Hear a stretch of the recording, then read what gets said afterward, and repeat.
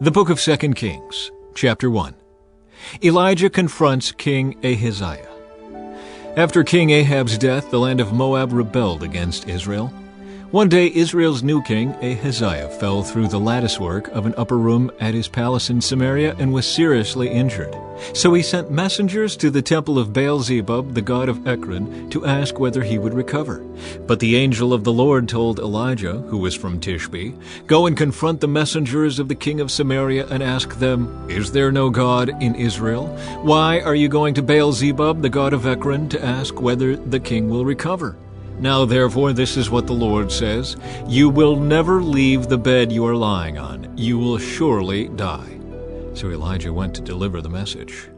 When the messengers returned to the king, he asked them, "Why have you returned so soon?"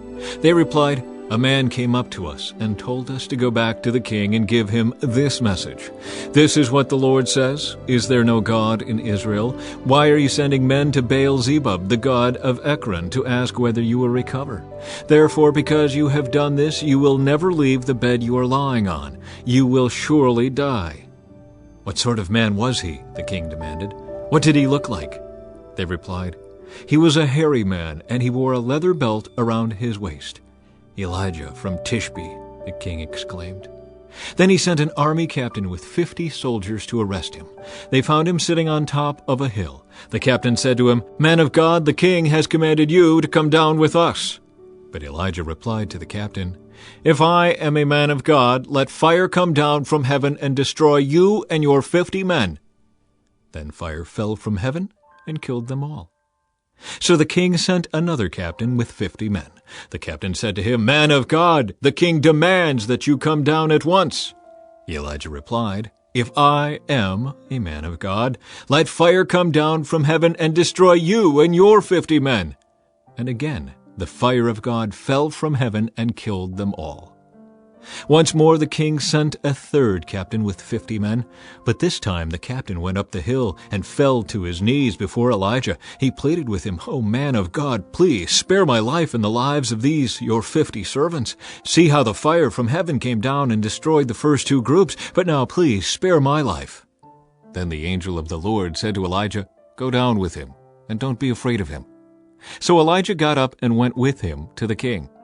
And Elijah said to the king, "This is what the Lord says. Why did you send messengers to Baal-zebub, the god of Ekron, to ask whether you will recover? Is there no God in Israel to answer your question? Therefore, because you have done this, you will never leave the bed you are lying on. You will surely die." So Ahaziah died, just as the Lord had promised through Elijah. Since Ahaziah did not have a son to succeed him, his brother Joram became the next king. This took place in the 2nd year of the reign of Jehoram, son of Jehoshaphat, king of Judah. The rest of the events in Ahaziah's reign are recorded in the book of the history of the kings of Israel. Chapter 2. Elijah taken into heaven. When the Lord was about to take Elijah up to heaven in a whirlwind, Elijah and Elisha were traveling from Gilgal. And Elijah said to Elisha, "Stay here, for the Lord has told me to go to Bethel." But Elisha replied, "As surely as the Lord lives and you yourself live, I will never leave you." So they went down together to Bethel. The group of prophets from Bethel came to Elisha and asked him, "Did you know that the Lord is going to take your master away from you today?" "Of course I know," Elisha answered, "but be quiet about it." Then Elijah said to Elisha, "Stay here, for the Lord has told me to go to Jericho." But Elisha replied again, "As surely as the Lord lives and you yourself live, I will never leave you." So they went on together to Jericho. Then the group of prophets from Jericho came to Elisha and asked him, "Did you know that the Lord is going to take your master away from you today?" "Of course I know," Elisha answered, "but be quiet about it." Then Elijah said to Elisha, "Stay here, for the Lord has told me to go to the Jordan River." But again Elisha replied, "As surely as the Lord lives and you yourself live, I will never leave you." So they went on together. 50 men from the group of prophets also went and watched from a distance as Elijah and Elisha stopped beside the Jordan River. Then Elijah folded his cloak together and struck the water with it. The river divided, and the two of them went across on dry ground. When they came to the other side, Elijah said to Elisha, "Tell me what I can do for you before I am taken away." And Elisha replied, "Please, let me inherit a double share of your spirit and become your successor." "You have asked a difficult thing," Elijah replied. "If you see me when I am taken from you, then you will get your request. But if not, then you won't." As they were walking along and talking, suddenly a chariot of fire appeared, drawn by horses of fire. It drove between the two men, separating them, and Elijah was carried by a whirlwind into heaven. Elisha saw it and cried out, my father, I see the chariots and charioteers of Israel." And as they disappeared from sight, Elisha tore his clothes in distress. Elisha picked up Elijah's cloak, which had fallen when he was taken up. Then Elisha returned to the bank of the Jordan River. He struck the water with Elijah's cloak and cried out, "Where is the Lord, the God of Elijah?" Then the river divided, and Elisha went across. When the group of prophets from Jericho saw from a distance what happened, they exclaimed, "Elijah's spirit rests upon Elisha." And they went to meet him and bowed to the ground before him. "Sir," they said, "just say the word, and 50 of our strongest men will search the wilderness for your master. Perhaps the Spirit of the Lord has left him on some mountain or in some valley." "No," Elisha said, "don't send them." But they kept urging him until they shamed him into agreeing, and he finally said, "All right, send them." So 50 men searched for 3 days but did not find Elijah. Elisha was still at Jericho when they returned. "Didn't I tell you not to go?" he asked. Elisha's first miracles. One day, the leaders of the town of Jericho visited Elisha. "We have a problem, my lord," they told him.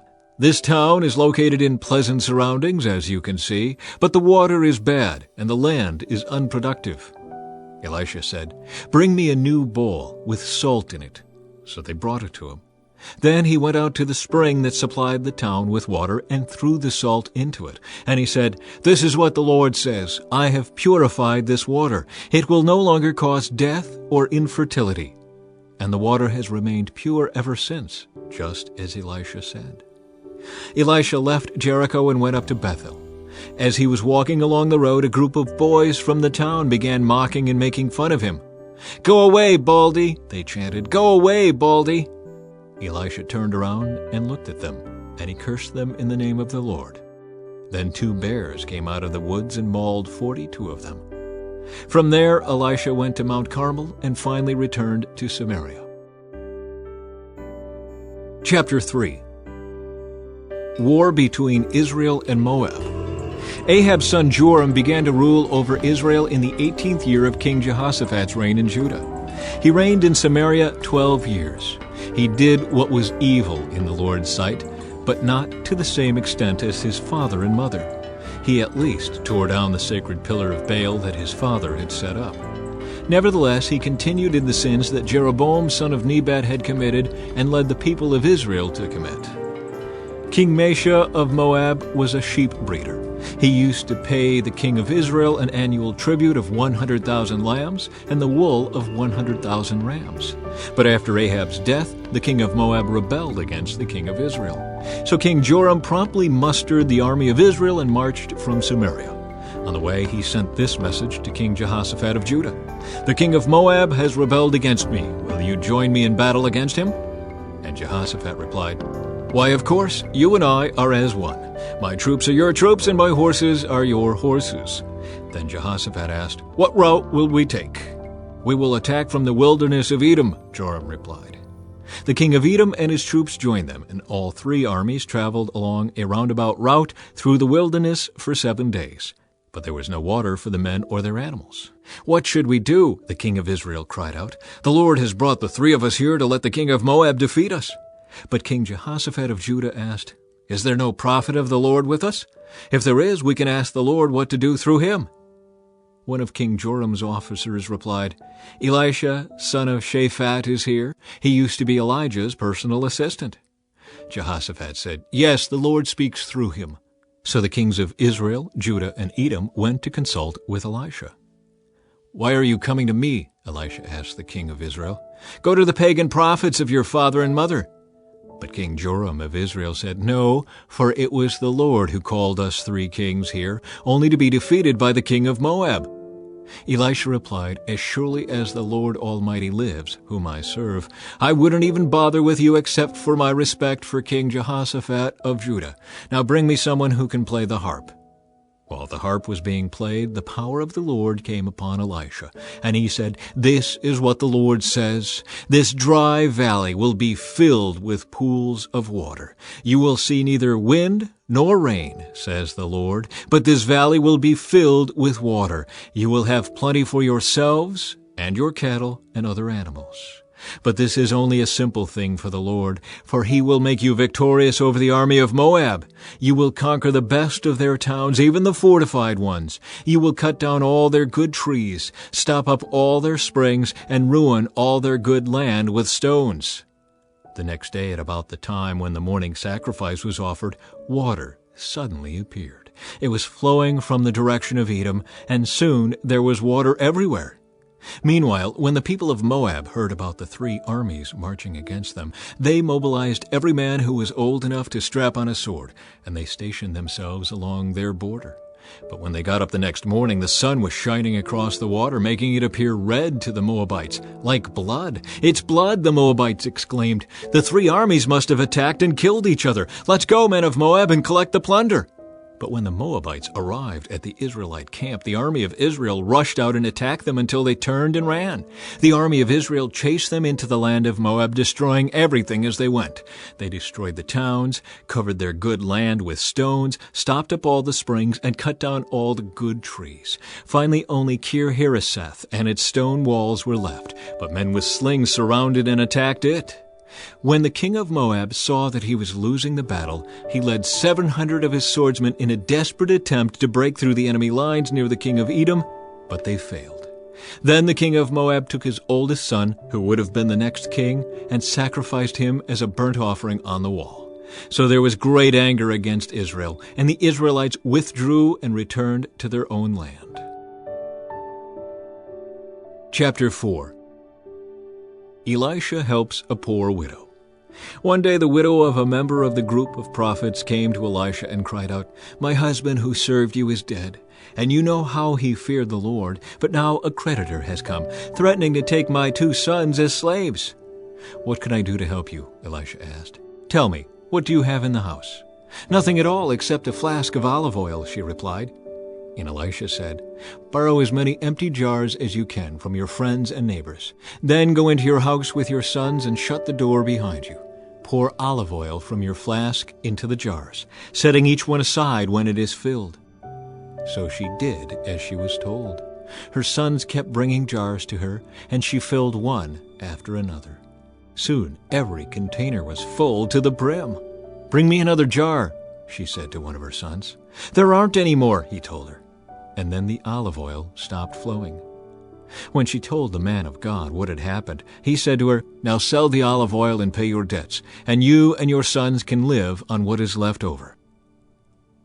Elisha and the woman from Shunem. One day Elisha went to the town of Shunem. A wealthy woman lived there, and she urged him to come to her home for a meal. After that, whenever he passed that way, he would stop there for something to eat. She said to her husband, "I am sure this man who stops in from time to time is a holy man of God. Let's build a small room for him on the roof and furnish it with a bed, a table, a chair, and a lamp. Then he will have a place to stay whenever he comes by." One day Elisha returned to Shunem, and he went up to this upper room to rest. He said to his servant Gehazi, "Tell the woman from Shunem I want to speak to her." When she appeared, Elisha said to Gehazi, "Tell her, we appreciate the kind concern you have shown us. What can we do for you? Can we put in a good word for you to the king or to the commander of the army?" "No," she replied, "my family takes good care of me." Later, Elisha asked Gehazi, "What can we do for her?" Gehazi replied, "She doesn't have a son, and her husband is an old man." "Call her back again," Elisha told him. When the woman returned, Elisha said to her as she stood in the doorway, "Next year at this time you will be holding a son in your arms."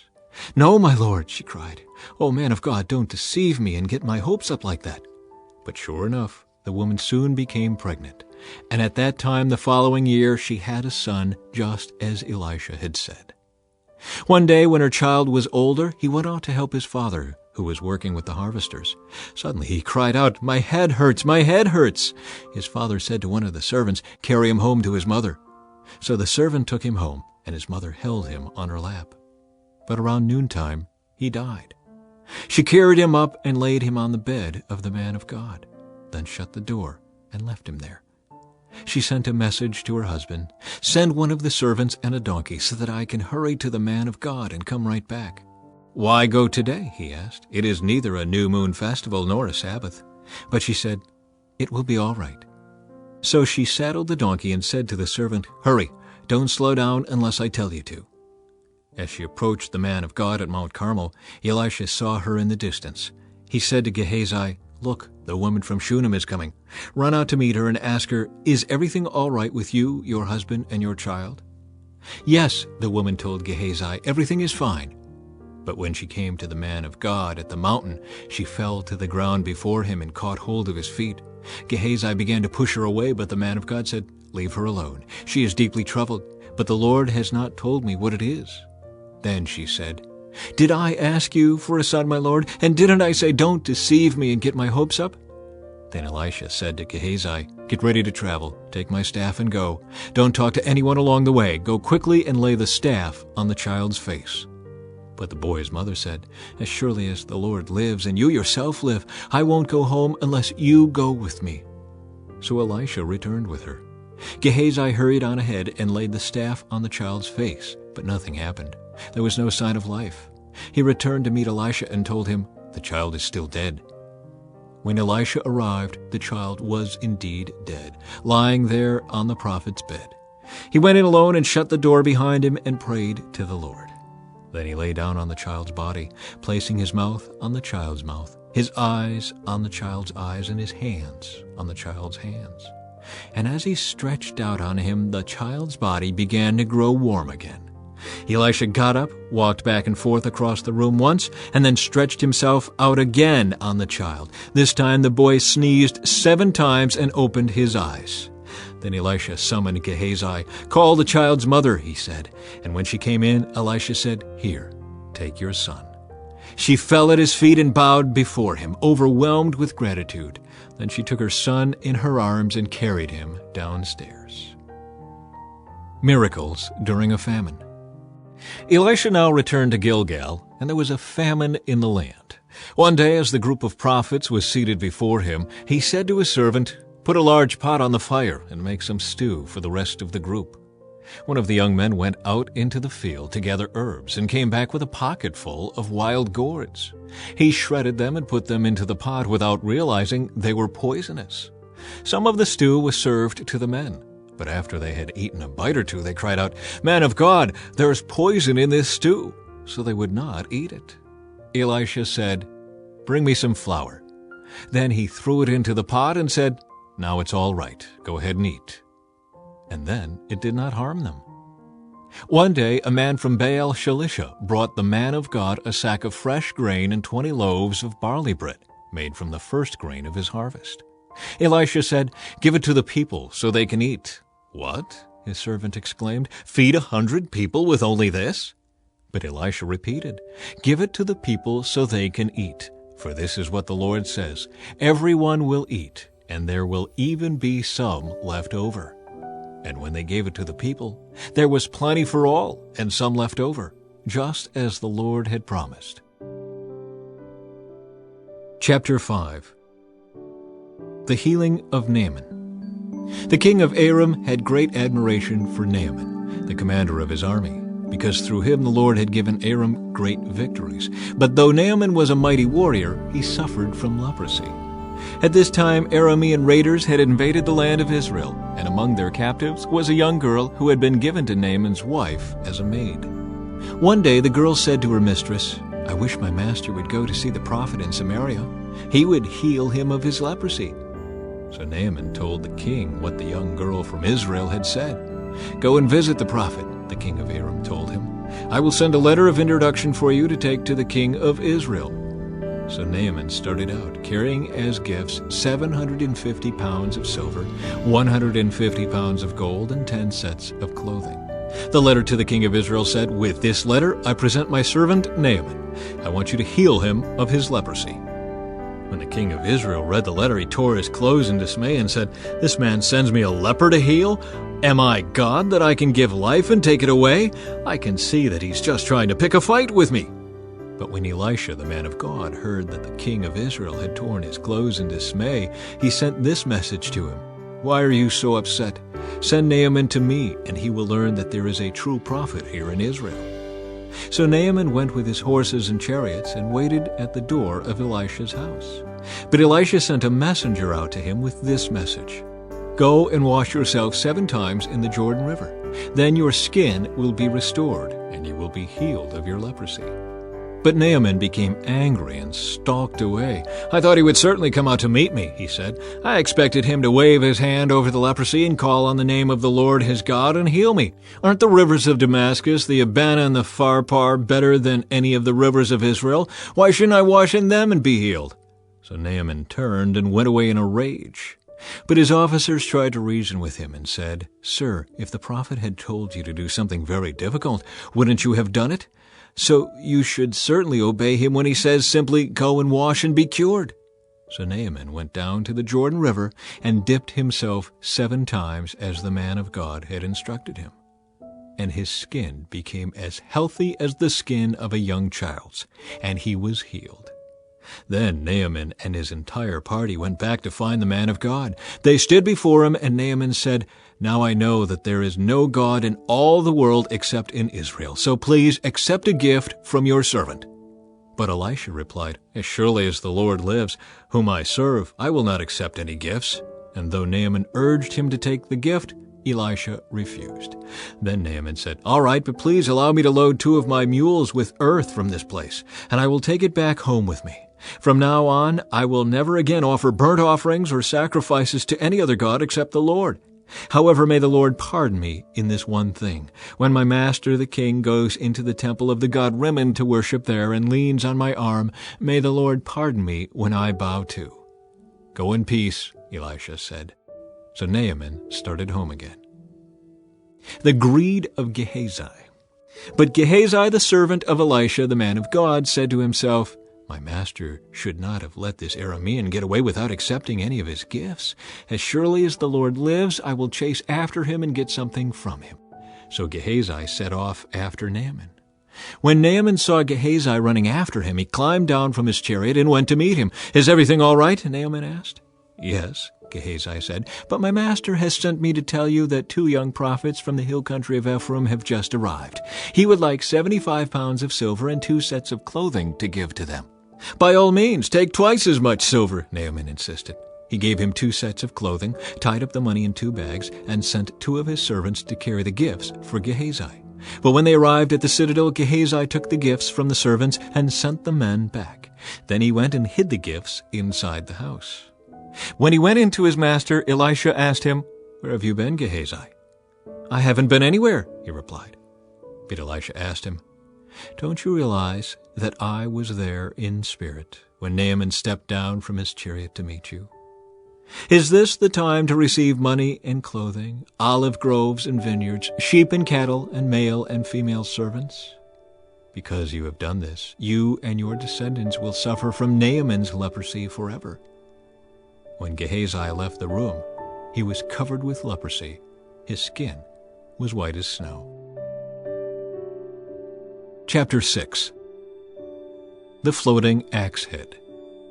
One day the group of prophets came to Elisha and told him, "As you can see, this place where we meet with you is too small. Let's go down to the Jordan River, where there are plenty of logs. There we can build a new place for us to meet." "All right," he told them, "go ahead." "Please come with us," someone suggested. "I will," he said. So we went with them. When they arrived at the Jordan, they began cutting down trees. But as one of them was cutting a tree, his axe head fell into the river. "Oh, sir," he cried, "it was a borrowed axe." "Where did it fall?" the man of God asked. When he showed him the place, Elisha cut a stick and threw it into the water at that spot. Then the axe head floated to the surface. "Grab it," Elisha said. And the man reached out and grabbed it. Elisha traps the Arameans. When the king of Aram was at war with Israel, he would confer with his officers and say, "We will mobilize our forces at such and such a place." But immediately Elisha, the man of God, would warn the king of Israel, "Do not go near that place, for the Arameans are planning to mobilize their troops there." So the king of Israel would send word to the place indicated by the man of God. Time and again Elisha warned the king so that he would be on the alert there.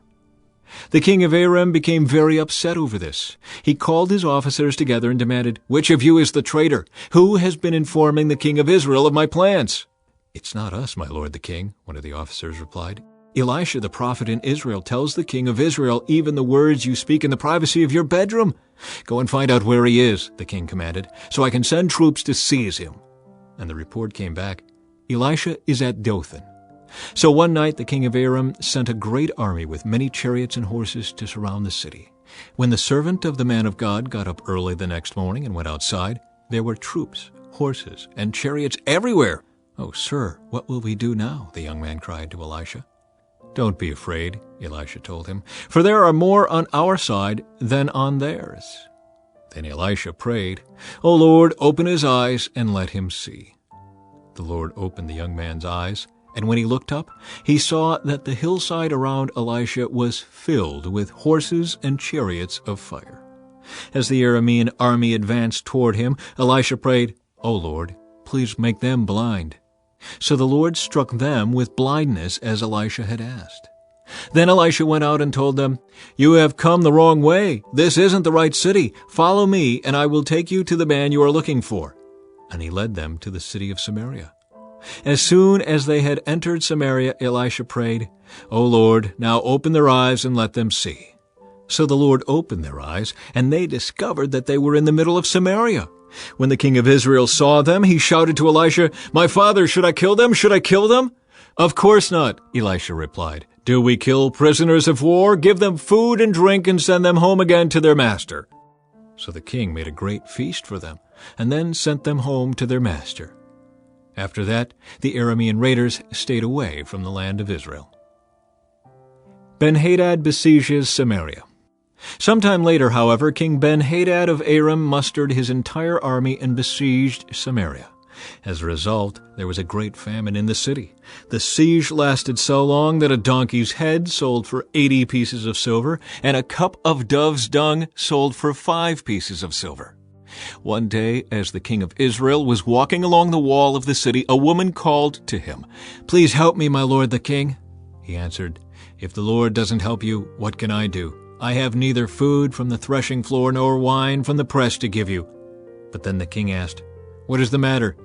She replied, "This woman said to me, 'Come on, let's eat your son today, then we will eat my son tomorrow.' So we cooked my son and ate him.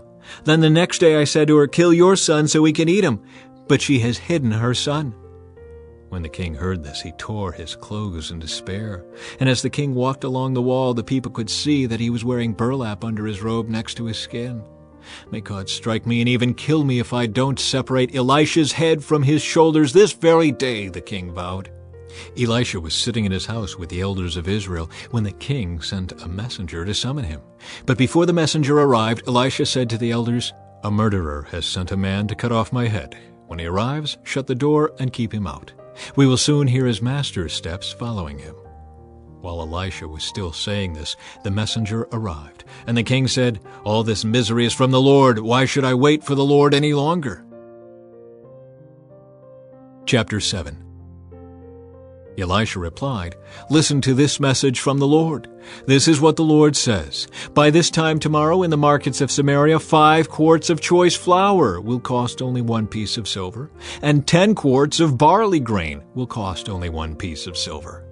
The officer assisting the king said to the man of God, "That couldn't happen even if the Lord opened the windows of heaven." But Elisha replied, "You will see it happen with your own eyes, but you won't be able to eat any of it." Lepers visit the enemy camp. Now there were 4 men with leprosy sitting at the entrance of the city gates. "Why should we sit here waiting to die?" they asked each other. "We will starve if we stay here, but with the famine in the city we will starve if we go back there. So we might as well go out and surrender to the Aramean army. If they let us live, so much the better, but if they kill us, we would have died anyway." So at twilight they set out for the camp of the Arameans. But when they came to the edge of the camp, no one was there. For the Lord had caused the Aramean army to hear the clatter of speeding chariots and the galloping of horses and the sounds of a great army approaching. "The king of Israel has hired the Hittites and Egyptians to attack us," they cried to one another. So they panicked and ran into the night, abandoning their tents, horses, donkeys, and everything else as they fled for their lives. When the lepers arrived at the edge of the camp, they went into one tent after another, eating and drinking wine, and they carried off silver and gold and clothing and hid it. Finally they said to each other, "This is not right. This is a day of good news, and we aren't sharing it with anyone. If we wait until morning, some calamity will certainly fall upon us. Come on, let's go back and tell the people at the palace." So they went back to the city and told the gatekeepers what had happened. "We went out to the Aramean camp," they said, "and no one was there. The horses and donkeys were tethered and the tents were all in order, but there wasn't a single person around." Then the gatekeeper shouted the news to the people in the palace. Israel plunders the camp. The king got out of bed in the middle of the night and told his officers, "I know what has happened. The Arameans know we are starving, so they have left their camp and have hidden in the fields. They are expecting us to leave the city, and then they will take us alive and capture the city." One of his officers replied, "We had better send out scouts to check into this. Let them take 5 of the remaining horses. If something happens to them, it will be no worse than if they stay here and die with the rest of us."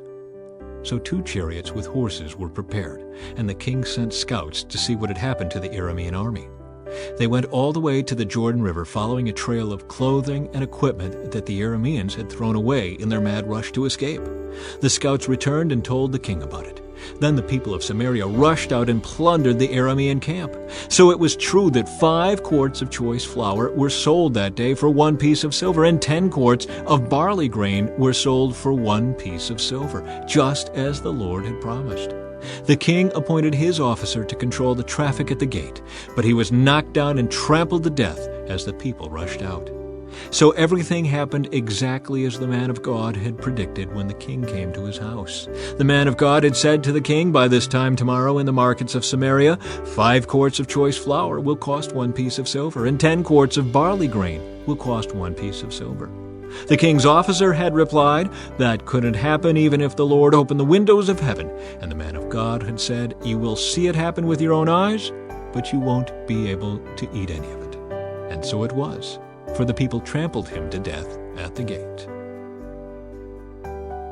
Chapter 8. The woman from Shunem returns home. Elisha had told the woman whose son he had brought back to life, "Take your family and move to some other place, for the Lord has called for a famine on Israel that will last for 7 years." So the woman did as the man of God instructed. She took her family and settled in the land of the Philistines for 7 years. After the famine ended, she returned from the land of the Philistines, and she went to see the king about getting back her house and land. As she came in, the king was talking with Gehazi, the servant of the man of God. The king had just said, "Tell me some stories about the great things Elisha has done." And Gehazi was telling the king about the time Elisha had brought a boy back to life. At that very moment, the mother of the boy walked in to make her appeal to the king about her house and land. "Look, my lord the king," Gehazi exclaimed. "Here is the woman now, and this is her son, the very one Elisha brought back to life." "Is this true?" the king asked her. And she told him the story. So he directed one of his officials to see that everything she had lost was restored to her, including the value of any crops that had been harvested during her absence. Hazael murders Ben-Hadad. Elisha went to Damascus, the capital of Aram, where King Ben-Hadad lay sick. When someone told the king that the man of God had come, the king said to Hazael, "Take a gift to the man of God. Then tell him to ask the Lord, 'Will I recover from this illness?'" So Hazael loaded down 40 camels with the finest products of Damascus as a gift for Elisha. He went to him and said, "Your servant Ben-Hadad, the king of Aram, has sent me to ask, 'Will I recover from this illness?'" And Elisha replied, "Go and tell him, 'You will surely recover.' But actually the Lord has shown me that he will surely die." Elisha stared at Hazael with a fixed gaze until Hazael became uneasy. Then the man of God started weeping.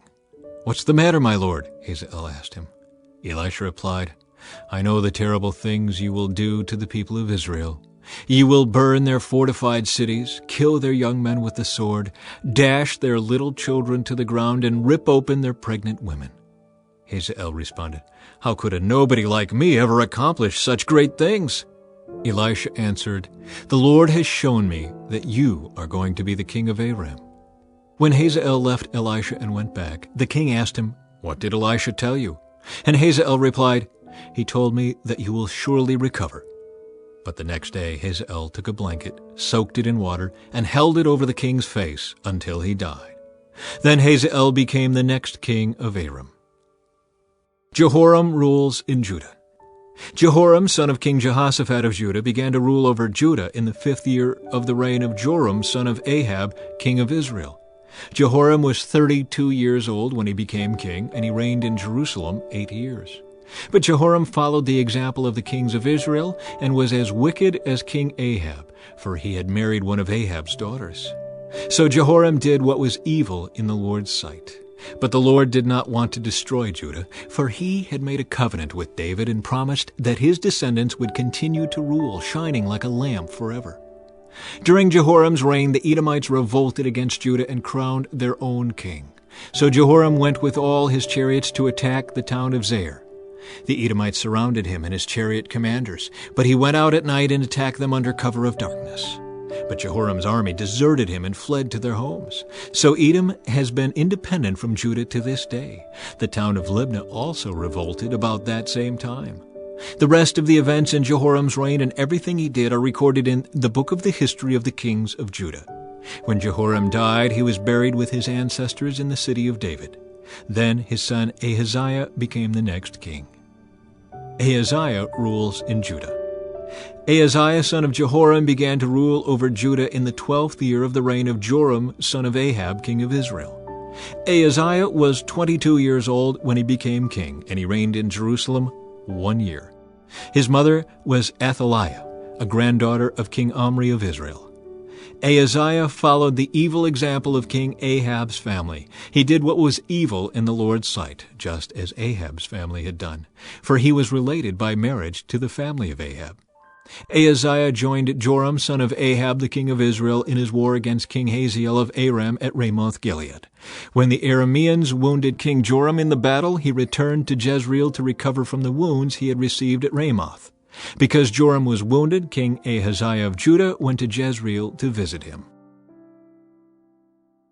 Chapter 9. Jehu anointed king of Israel. Meanwhile, Elisha the prophet had summoned a member of the group of prophets. "Get ready to travel," he told him, "and take this flask of olive oil with you. Go to Ramoth-Gilead and find Jehu, son of Jehoshaphat, son of Nimshi. Call him into a private room away from his friends and pour the oil over his head. Say to him, 'This is what the Lord says, I anoint you to be the king over Israel.' Then open the door and run for your life." So the young prophet did as he was told and went to Ramoth-Gilead. When he arrived there, he found Jehu sitting around with the other army officers. "I have a message for you, Commander," he said. "For which one of us?" Jehu asked. "For you, Commander," he replied. So Jehu left the others and went into the house. Then the young prophet poured the oil over Jehu's head and said, "This is what the Lord, the God of Israel, says. I anoint you king over the Lord's people Israel. You are to destroy the family of Ahab, your master. In this way I will avenge the murder of my prophets and all the Lord's servants who were killed by Jezebel. The entire family of Ahab must be wiped out. I will destroy every one of his male descendants, slave and free alike, anywhere in Israel. I will destroy the family of Ahab, as I destroyed the families of Jeroboam, son of Nebat, and of Baasha, son of Ahijah. Dogs will eat Ahab's wife Jezebel at the plot of land in Jezreel, and no one will bury her." Then the young prophet opened the door and ran. Jehu went back to his fellow officers, and one of them asked him, "What did that madman want? Is everything all right?" "You know how a man like that babbles on," Jehu replied. "You're hiding something," they said. "Tell us." So Jehu told them, "He said to me, 'This is what the Lord says. I have anointed you to be king over Israel.'" Then they quickly spread out their cloaks on the bare steps and blew the ram's horn, shouting, "Jehu is king!" Jehu kills Joram and Ahaziah. So Jehu, son of Jehoshaphat, son of Nimshi, led a conspiracy against King Joram. Now Joram had been with the army at Ramoth-Gilead, defending Israel against the forces of King Hazael of Aram. But King Joram was wounded in the fighting and returned to Jezreel to recover from his wounds.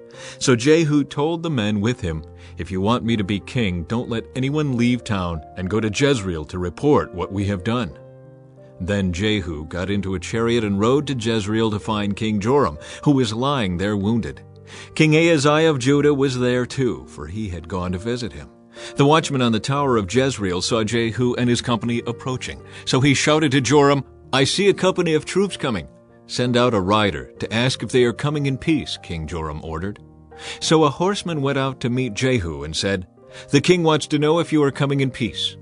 Jehu replied, "What do you know about peace? Fall in behind me." The watchman called out to the king, "The messenger has met them, but he's not returning." So the king sent out a second horseman. He rode up to them and said, "The king wants to know if you come in peace." Again Jehu answered, "What do you know about peace? Fall in behind me." The watchman exclaimed, "The messenger has met them, but he isn't returning either. It must be Jehu son of Nimshi, for he's driving like a madman." "Quick, get my chariot ready," King Joram commanded. Then King Joram of Israel and King Ahaziah of Judah rode out in their chariots to meet Jehu. They met him at the plot of land that had belonged to Naboth of Jezreel. King Joram demanded, "Do you come in peace, Jehu?" Jehu replied, "How can there be peace as long as the idolatry and witchcraft of your mother Jezebel are all around us?" Then King Joram turned the horses around and fled, shouting to King Ahaziah, "Treason, Ahaziah!" But Jehu drew his bow and shot Joram between the shoulders. The arrow pierced his heart, and he sank down dead in his chariot. Jehu said to Bidkar, his officer, "Throw him into the plot of land that belonged to Naboth of Jezreel. Do you remember when you and I were riding along behind his father Ahab? The Lord pronounced this message against him. 'I solemnly swear that I will repay him here on this plot of land, says the Lord, for the murder of Naboth and his sons that I saw yesterday.' So throw him out on Naboth's property, just as the Lord said." When King Ahaziah of Judah saw what was happening, he fled along the road to Beth-Hagan. Jehu rode after him, shouting, "Shoot him too!" So they shot Ahaziah in his chariot at the ascent of Gur, near Ibleam. He was able to go on as far as Megiddo, but he died there. His servants took him by chariot to Jerusalem, where they buried him with his ancestors in the city of David. Ahaziah had become king over Judah in the 11th year of the reign of Joram, son of Ahab. The death of Jezebel. When Jezebel the queen mother heard that Jehu had come to Jezreel, she painted her eyelids and fixed her hair and sat at a window. When Jehu entered the gate of the palace, she shouted at him, "Have you come in peace, you murderer? You're just like Zimri, who murdered his master." Jehu looked up and saw her at the window and shouted, "Who is on my side?" And 2 or 3 eunuchs looked out at him. "Throw her down," Jehu yelled.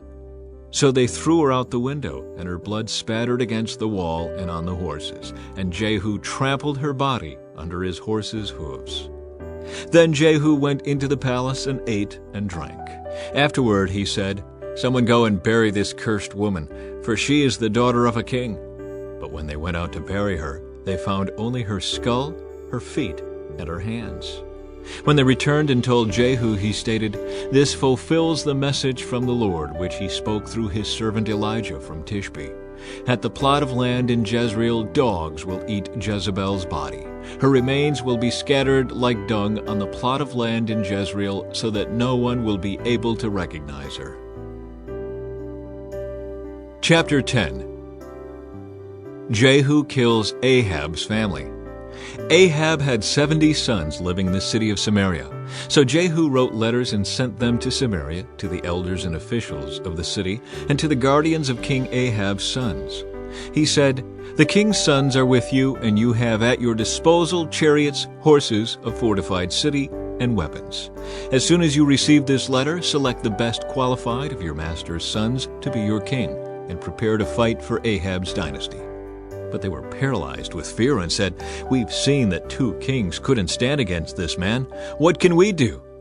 So the palace and city administrators, together with the elders and the guardians of the king's sons, sent this message to Jehu. "We are your servants and will do anything you tell us. We will not make anyone king. Do whatever you think is best." Jehu responded with a second letter. "If you are on my side and are going to obey me, bring the heads of your master's sons to me at Jezreel by this time tomorrow."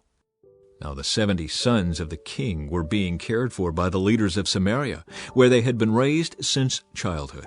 When the letter arrived, the leaders killed all 70 of the king's sons. They placed their heads in baskets and presented them to Jehu at Jezreel. A messenger went to Jehu and said, "They have brought the heads of the king's sons." So Jehu ordered, "Pile them in 2 heaps at the entrance of the city gate and leave them there until morning." In the morning he went out and spoke to the crowd that had gathered around them. "You are not to blame," he told them. "I am the one who conspired against my master and killed him. But who killed all these? You can be sure that the message of the Lord that was spoken concerning Ahab's family will not fail. The Lord declared through his servant Elijah that this would happen."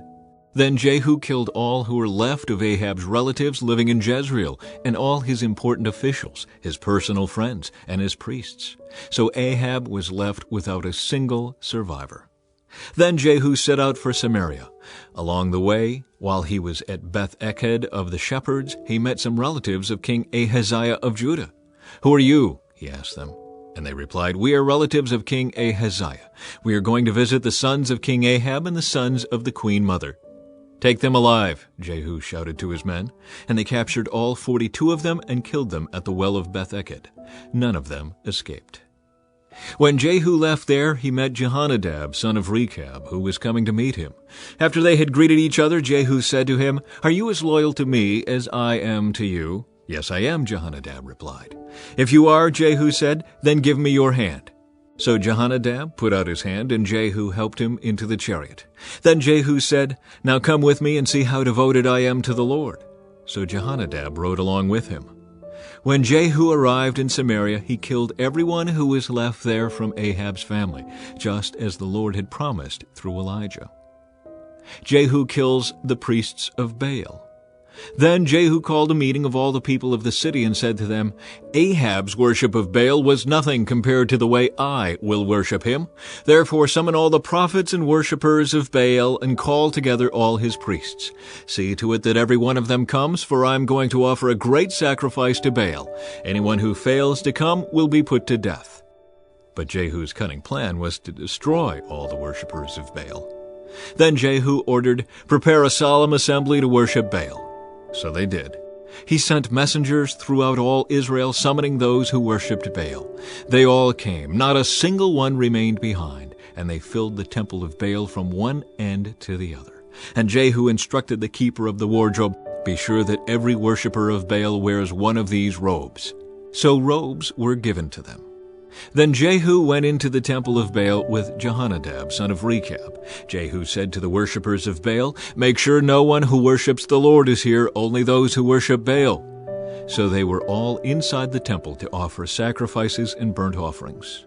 Now Jehu had stationed 80 of his men outside the building and had warned them, "If you let anyone escape, you will pay for it with your own life." As soon as Jehu had finished sacrificing the burnt offering, he commanded his guards and officers, "Go in and kill all of them. Don't let a single one escape." So they killed them all with their swords, and the guards and officers dragged their bodies outside. Then Jehu's men went into the innermost fortress of the temple of Baal. They dragged out the sacred pillar used in the worship of Baal and burned it. They smashed the sacred pillar and wrecked the temple of Baal, converting it into a public toilet, as it remains to this day. In this way, Jehu destroyed every trace of Baal worship from Israel. He did not, however, destroy the gold calves at Bethel and Dan, with which Jeroboam son of Nebat had caused Israel to sin. Nonetheless, the Lord said to Jehu, "You have done well in following my instructions to destroy the family of Ahab. Therefore your descendants will be kings of Israel down to the 4th generation." But Jehu did not obey the law of the Lord, the God of Israel, with all his heart. He refused to turn from the sins that Jeroboam had led Israel to commit. The death of Jehu. At about that time the Lord began to cut down the size of Israel's territory. King Hazael conquered several sections of the country east of the Jordan River, including all of Gilead, Gad, Reuben, and Manasseh.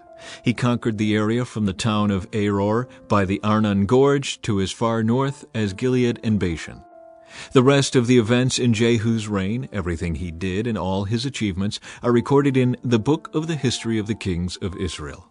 When Jehu died, he was buried in Samaria. Then his son Jehoahaz became the next king. In all, Jehu reigned over Israel from Samaria for 28 years. Chapter 11. Queen Athaliah rules in Judah. When Athaliah, the mother of King Ahaziah of Judah, learned that her son was dead, she began to destroy the rest of the royal family. But Ahaziah's sister Jehosheba, the daughter of King Jehoram, took Ahaziah's infant son Joash and stole him away from among the rest of the king's children, who were about to be killed. She put Joash and his nurse in a bedroom to hide him from Athaliah, so the child was not murdered. Joash remained hidden in the temple of the Lord for 6 years, while Athaliah ruled over the land. Revolt against Athaliah. In the 7th year of Athaliah's reign, Jehoiada the priest summoned the commanders, the Kerite mercenaries, and the palace guards to come to the temple of the Lord. He made a solemn pact with them and made them swear an oath of loyalty there in the Lord's temple. Then he showed them the king's son. Jehoiada told them, "This is what you must do. A third of you who are on duty on the Sabbath are to guard the royal palace itself. Another third of you are to stand guard at the Sur gate. And the final third must stand guard behind the palace guard. These 3 groups will all guard the palace. The other 2 units who are off duty on the Sabbath must stand guard for the king at the Lord's temple.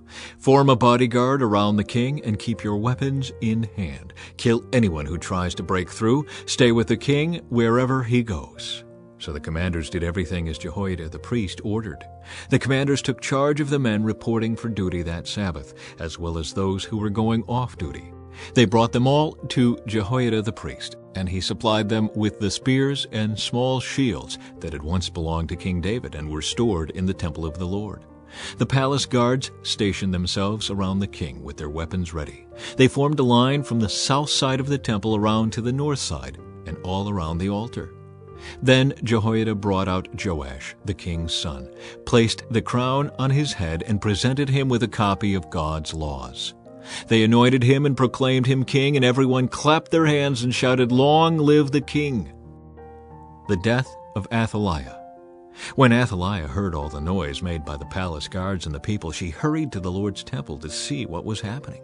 When she arrived, she saw the newly crowned king standing in his place of authority by the pillar, as was the custom at times of coronation.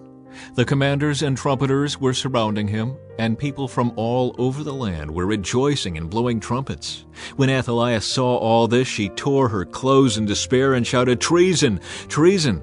Then Jehoiada the priest ordered the commanders who were in charge of the troops, "Take her to the soldiers in front of the temple and kill anyone who tries to rescue her." For the priest had said, "She must not be killed in the temple of the Lord." So they seized her and led her out to the gate where horses enter the palace grounds, and she was killed there. Jehoiada's religious reforms. Then Jehoiada made a covenant between the Lord and the king and the people, that they would be the Lord's people. He also made a covenant between the king and the people. And all the people of the land went over to the temple of Baal and tore it down. They demolished the altars and smashed the idols to pieces, and they killed Matan, the priest of Baal, in front of the altars. Jehoiada the priest stationed guards at the temple of the Lord. Then the commanders, the Kerite mercenaries, the palace guards, and all the people of the land escorted the king from the temple of the Lord. They went through the gate of the guards and into the palace, and the king took his seat on the royal throne. So all the people of the land rejoiced, and the city was peaceful, because Athaliah had been killed at the king's palace. Joash was 7 years old when he became king. Chapter 12. Joash repairs the temple. Joash began to rule over Judah in the 7th year of King Jehu's reign in Israel. He reigned in Jerusalem 40 years. His mother was Zibiah from Beersheba. All his life Joash did what was pleasing in the Lord's sight because Jehoiada the priest instructed him. Yet even so, he did not destroy the pagan shrines, and the people still offered sacrifices and burned incense there. One day King Joash said to the priests, "Collect all the money brought as a sacred offering to the Lord's temple, whether it is a regular assessment, a payment of vows, or a voluntary gift. Let the priests take some of that money to pay for whatever repairs are needed at the temple." But by the 23rd year of Joash's reign, the priests still had not repaired the temple. So King Joash called for Jehoiada and the other priests and asked them, "Why haven't you repaired the temple? Don't use any more money for your own needs. From now on, it must all be spent on temple repairs." So the priests agreed not to accept any more money from the people, and they also agreed to let others take responsibility for repairing the temple. Then Jehoiada the priest bored a hole in the lid of a large chest and set it on the right-hand side of the altar at the entrance of the temple of the Lord. The priests guarding the entrance put all of the people's contributions into the chest. Whenever the chest became full, the court secretary and the high priest counted the money that had been brought to the Lord's temple and put it into bags. Then they gave the money to the construction supervisors, who used it to pay the people working on the Lord's temple, the carpenters, the builders, the masons, and the stonecutters. They also used the money to buy the timber and the finished stone needed for repairing the Lord's temple, and they paid any other expenses related to the temple's restoration. The money brought to the temple was not used for making silver bowls, lamp snuffers, basins, trumpets, or other articles of gold or silver for the temple of the Lord. It was paid to the workmen who used it for the temple repairs. No accounting of this money was required from the construction supervisors because they were honest and trustworthy men. However, the money that was contributed for guilt offerings and sin offerings was not brought into the Lord's temple. It was given to the priests for their own use. The end of Joash's reign. About this time, King Hazael of Aram went to war against Gath and captured it. Then he turned to attack Jerusalem. King Joash collected all the sacred objects that Jehoshaphat, Jehoram, and Ahaziah, the previous kings of Judah, had dedicated, along with what he himself had dedicated. He sent them all to Hazael, along with all the gold in the treasuries of the Lord's temple and the royal palace. So Hazael called off his attack on Jerusalem. The rest of the events in Joash's reign and everything he did are recorded in the book of the history of the kings of Judah. Joash's officers plotted against him and assassinated him at Beth Millo on the road to Selah. The assassins were Jozachar, son of Shimeath, and Jehozabad, son of Shomer, both trusted advisors. Joash was buried with his ancestors in the city of David. Then his son Amaziah became the next king. Chapter 13. Jehoahaz rules in Israel.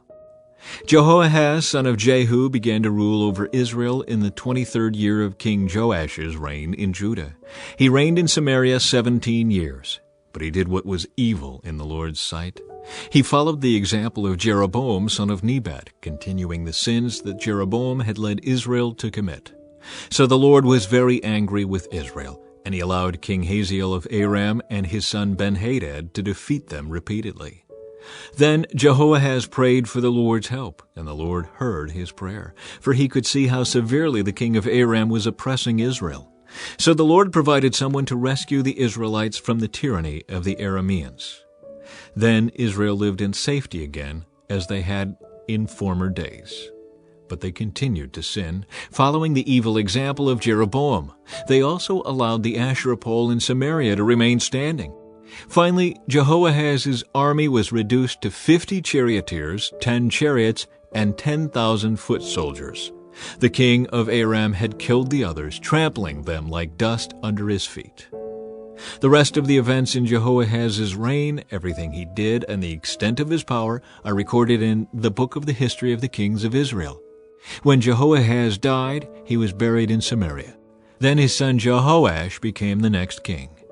Jehoash rules in Israel. Jehoash, son of Jehoahaz, began to rule over Israel in the 37th year of King Joash's reign in Judah.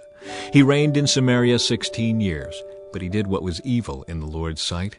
He refused to turn from the sins that Jeroboam, son of Nebat, had led Israel to commit. The rest of the events in Jehoash's reign and everything he did, including the extent of his power and his war with King Amaziah of Judah, are recorded in the book of the history of the kings of Israel. When Jehoash died, he was buried in Samaria with the kings of Israel. Then his son Jeroboam II became the next king. Elisha's final prophecy. When Elisha was in his last illness, King Jehoash of Israel visited him and wept over him. My father, I see the chariots and charioteers of Israel," he cried. Elisha told him, "Get a bow and some arrows." And the king did as he was told. Elisha told him, "Put your hand on the bow." And Elisha laid his own hands on the king's hands. Then he commanded, "Open that eastern window." And he opened it. Then he said, "Shoot." So he shot an arrow. Elisha proclaimed, "This is the Lord's arrow, an arrow of victory over Aram. For you will completely conquer the Arameans at Aphek." Then he said, "Now pick up the other arrows and strike them against the ground." So the king picked them up and struck the ground 3 times. But the man of God was angry with him. "You should have struck the ground 5 or 6 times, he exclaimed. "Then you would have beaten Aram until it was entirely destroyed. Now you will be victorious only 3 times. Then Elisha died and was buried. Groups of Moabite raiders used to invade the land each spring. Once, when some Israelites were burying a man, they spied a band of these raiders. So they hastily threw the corpse into the tomb of Elisha and fled. But as soon as the body touched Elisha's bones, the dead man revived and jumped to his feet. King Hazael of Aram had oppressed Israel during the entire reign of King Jehoahaz. But the Lord was gracious and merciful to the people of Israel, and they were not totally destroyed. He pitied them because of his covenant with Abraham, Isaac, and Jacob. And to this day he still has not completely destroyed them or banished them from his presence. King Hazael of Aram died, and his son Ben-Hadad became the next king. Then Jehoash, son of Jehoahaz, recaptured from Ben-Hadad, son of Hazael, the towns that had been taken from Jehoash's father, Jehoahaz. Jehoash defeated Ben-Hadad on 3 occasions, and he recovered the Israelite towns. Chapter 14. Amaziah rules in Judah. Amaziah, son of Joash, began to rule over Judah in the 2nd year of the reign of King Jehoash of Israel. Amaziah was 25 years old when he became king, and he reigned in Jerusalem 29 years. His mother was Jehoaddin from Jerusalem. Amaziah did what was pleasing in the Lord's sight, but not like his ancestor David. Instead, he followed the example of his father Joash. Amaziah did not destroy the pagan shrines, and the people still offered sacrifices and burned incense there. When Amaziah was well established as king, he executed the officials who had assassinated his father. However, he did not kill the children of the assassins, for he obeyed the command of the Lord as written by Moses in the book of the law. Parents must not be put to death for the sins of their children, nor children for the sins of their parents. Those deserving to die must be put to death for their own crimes. Amaziah also killed 10,000 Edomites in the Valley of Salt. He also conquered Selah and changed its name to Joktheel, as it is called to this day. One day Amaziah sent messengers with this challenge to Israel's king Jehoash, the son of Jehoahaz and grandson of Jehu. "Come and meet me in battle." But King Jehoash of Israel replied to King Amaziah of Judah with this story. Out in the Lebanon mountains, a thistle sent a message to a mighty cedar tree. "Give your daughter in marriage to my son." But just then a wild animal of Lebanon came by and stepped on the thistle, crushing it. "You have indeed defeated Edom, and you are very proud of it, but be content with your victory and stay at home. Why stir up trouble that will only bring disaster on you and the people of Judah?" But Amaziah refused to listen. So King Jehoash of Israel mobilized his army against King Amaziah of Judah. The 2 armies drew up their battle lines at Beth-Shemesh in Judah. Judah was routed by the army of Israel, and its army scattered and fled for home. King Jehoash of Israel captured Judah's king, Amaziah, son of Joash, and grandson of Ahaziah, at Beth-Shemesh. Then he marched to Jerusalem, where he demolished 600 feet of Jerusalem's wall, from the Ephraim gate to the corner gate. He carried off all the gold and silver and all the articles from the temple of the Lord. He also seized the treasures from the royal palace, along with hostages, and then returned to Samaria. The rest of the events in Jehoash's reign and everything he did, including the extent of his power and his war with King Amaziah of Judah, are recorded in the book of the history of the kings of Israel. When Jehoash died, he was buried in Samaria with the kings of Israel, and his son Jeroboam II became the next king. King Amaziah of Judah lived for 15 years after the death of King Jehoash of Israel. The rest of the events in Amaziah's reign are recorded in the book of the history of the kings of Judah. There was a conspiracy against Amaziah's life in Jerusalem, and he fled to Lachish. But his enemies sent assassins after him, and they killed him there. They brought his body back to Jerusalem on a horse, and he was buried with his ancestors in the city of David. All the people of Judah had crowned Amaziah's 16-year-old son Uzziah as king in place of his father Amaziah. After his father's death, Uzziah rebuilt the town of Elath and restored it to Judah. Jeroboam II rules in Israel. Jeroboam II, the son of Jehoash, began to rule over Israel in the 15th year of King Amaziah's reign in Judah. Jeroboam reigned in Samaria 41 years. He did what was evil in the Lord's sight. He refused to turn from the sins that Jeroboam, son of Nebat, had led Israel to commit. Jeroboam II recovered the territories of Israel between Lebo-Hamath and the Dead Sea, just as the Lord, the God of Israel, had promised through Jonah, son of Amittai, the prophet from Gath-Hepher. For the Lord saw the bitter suffering of everyone in Israel, and that there was no one in Israel, slave or free, to help them. And because the Lord had not said he would blot out the name of Israel completely, he used Jeroboam II, the son of Jehoash, to save them. The rest of the events in the reign of Jeroboam II and everything he did, including the extent of his power, his wars, and how he recovered for Israel both Damascus and Hamath, which had belonged to Judah, are recorded in the book of the history of the kings of Israel. When Jeroboam II died, he was buried in Samaria with the kings of Israel. Then his son Zechariah became the next king. Chapter 15. Uzziah rules in Judah. Uzziah, son of Amaziah, began to rule over Judah in the 27th year of the reign of King Jeroboam II of Israel. He was 16 years old when he became king, and he reigned in Jerusalem 52 years.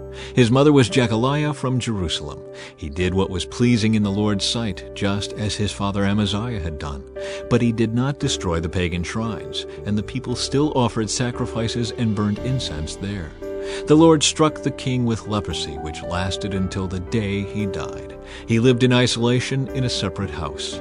The king's son Jotham was put in charge of the royal palace, and he governed the people of the land. The rest of the events in Uzziah's reign and everything he did are recorded in the book of the history of the kings of Judah. When Uzziah died, he was buried with his ancestors in the city of David, and his son Jotham became the next king. Zechariah rules in Israel. Zechariah, son of Jeroboam II, began to rule over Israel in the 38th year of King Uzziah's reign in Judah. He reigned in Samaria 6 months. Zechariah did what was evil in the Lord's sight, as his ancestors had done. He refused to turn from the sins that Jeroboam, son of Nebat, had led Israel to commit. Then Shallum, son of Jabesh, conspired against Zechariah, assassinated him in public, and became the next king. The rest of the events in Zechariah's reign are recorded in the book of the history of the kings of Israel. So the Lord's message to Jehu came true. Your descendants will be kings of Israel down to the 4th generation. Shallum rules in Israel. Shallum, son of Jabesh, began to rule over Israel in the 39th year of King Uzziah's reign in Judah. Shallum reigned in Samaria only 1 month.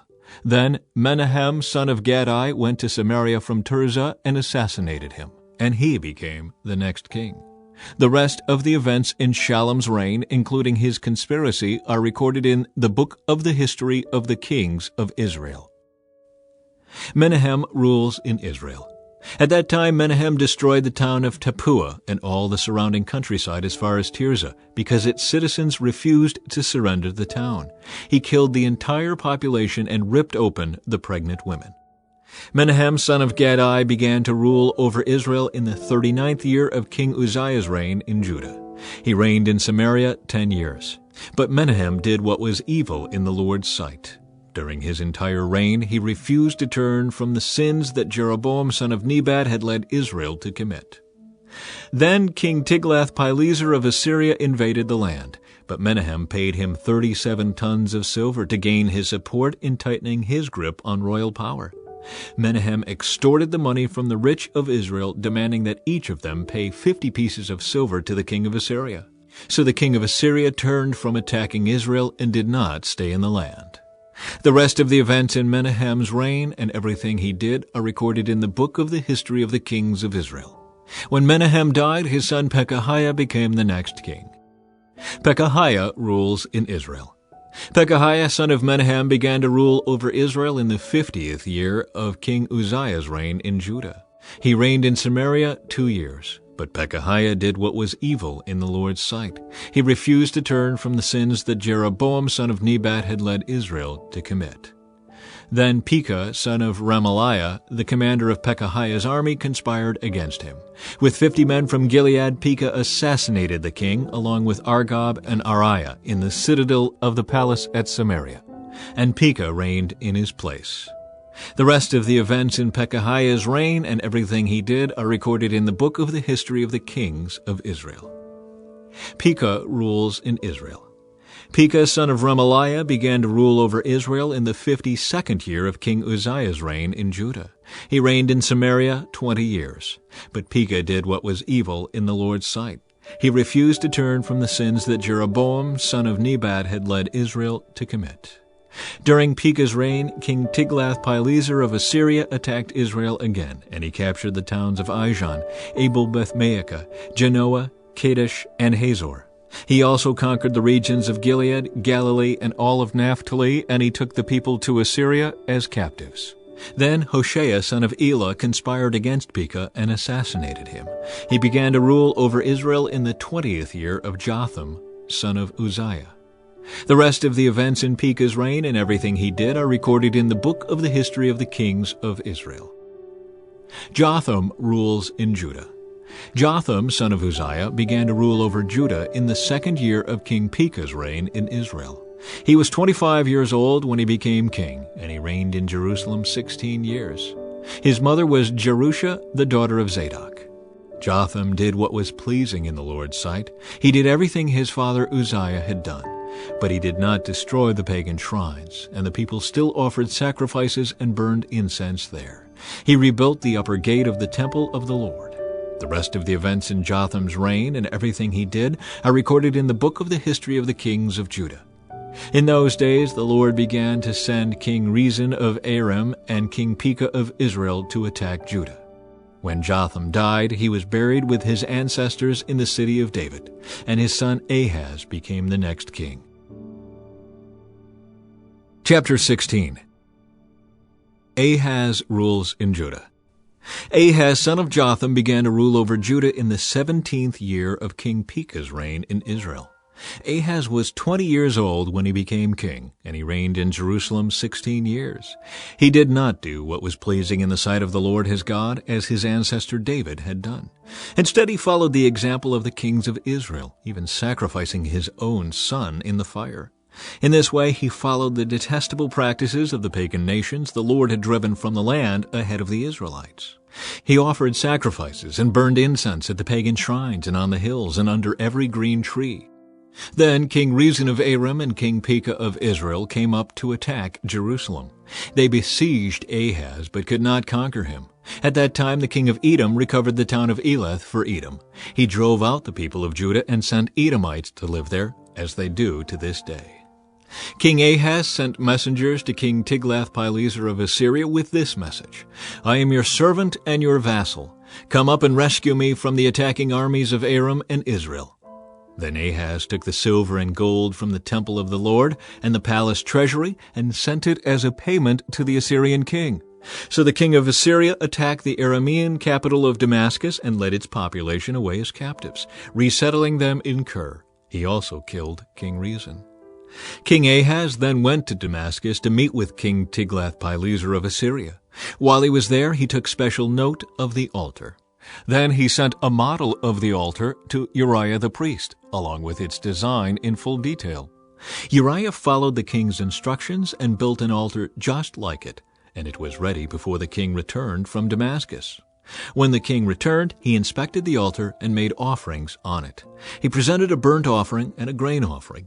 He poured out a liquid offering, and he sprinkled the blood of peace offerings on the altar. Then King Ahaz removed the old bronze altar from its place in front of the Lord's temple between the entrance and the new altar, and placed it on the north side of the new altar. He told Uriah the priest, "Use the new altar for the morning sacrifices of burnt offering, the evening grain offering, the king's burnt offering and grain offering, and the burnt offerings of all the people, as well as their grain offerings and liquid offerings. Sprinkle the blood from all the burnt offerings and sacrifices on the new altar. The bronze altar will be for my personal use only." Uriah the priest did just as King Ahaz commanded him. Then the king removed the side panels and basins from the portable water carts. He also removed the great bronze basin called the sea from the backs of the bronze oxen and placed it on the stone pavement.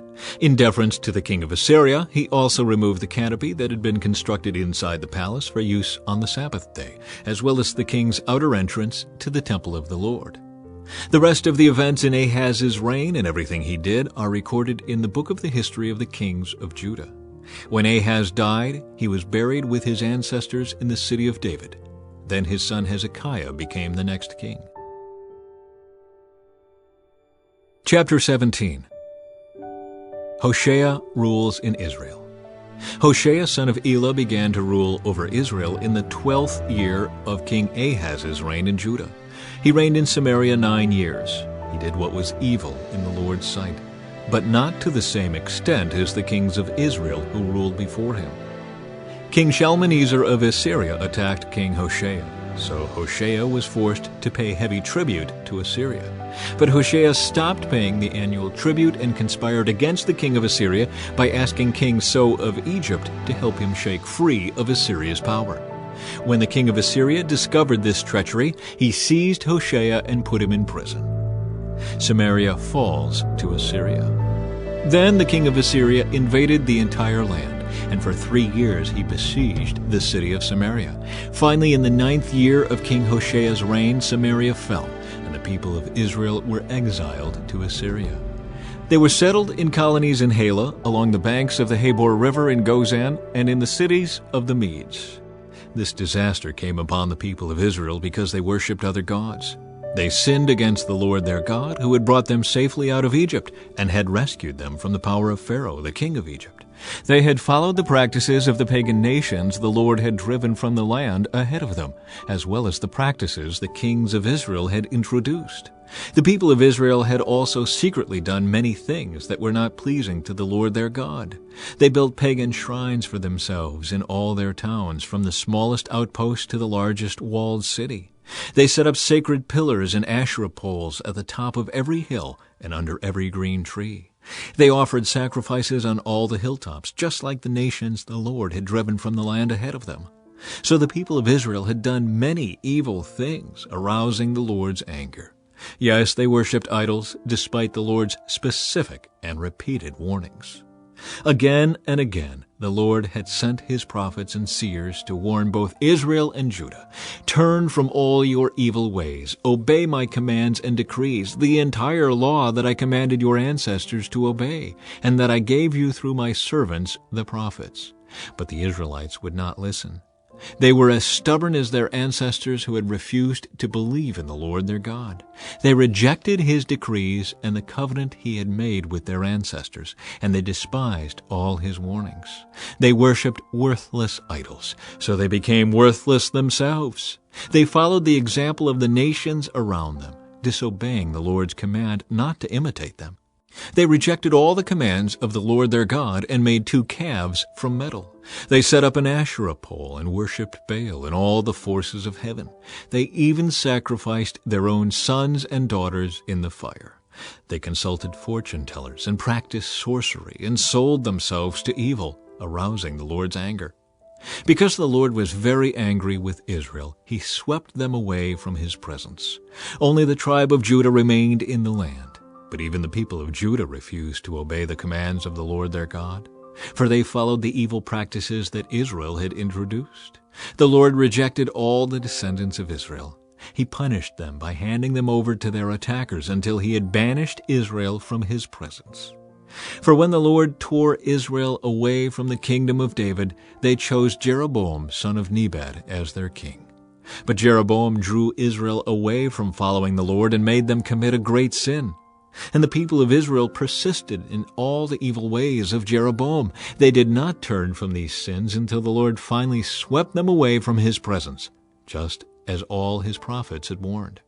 So Israel was exiled from their land to Assyria, where they remain to this day. Foreigners settle in Israel.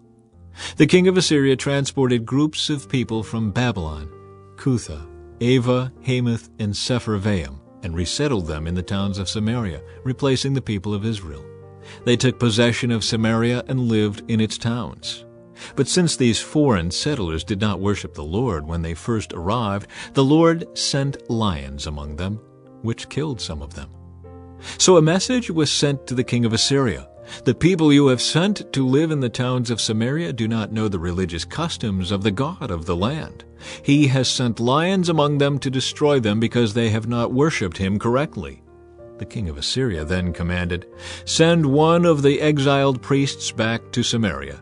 Let him live there and teach the new residents the religious customs of the God of the land." So one of the priests who had been exiled from Samaria returned to Bethel and taught the new residents how to worship the Lord. But these various groups of foreigners also continued to worship their own gods. In town after town where they lived, they placed their idols at the pagan shrines that the people of Samaria had built. Those from Babylon worshipped idols of their god Succoth-Benoth.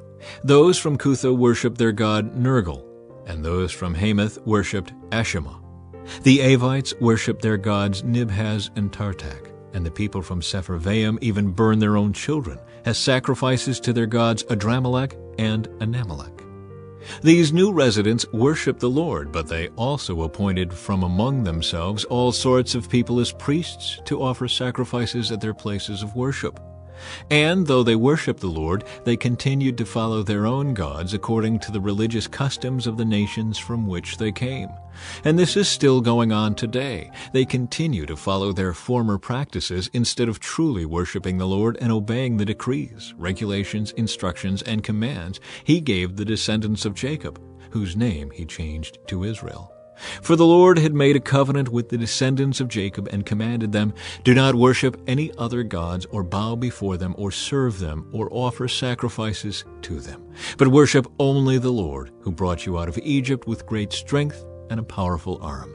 Bow down to him alone and offer sacrifices only to him. Be careful at all times to obey the decrees, regulations, instructions, and commands that he wrote for you. You must not worship other gods. Do not forget the covenant I made with you, and do not worship other gods. You must worship only the Lord your God. He is the one who will rescue you from all your enemies." But the people would not listen and continued to follow their former practices. So while these new residents worshipped the Lord, they also worshipped their idols, and to this day their descendants do the same. Chapter 18. Hezekiah rules in Judah. Hezekiah, son of Ahaz, began to rule over Judah in the 3rd year of King Hoshea's reign in Israel. He was 25 years old when he became king, and he reigned in Jerusalem 29 years. His mother was Abijah, the daughter of Zechariah. He did what was pleasing in the Lord's sight, just as his ancestor David had done.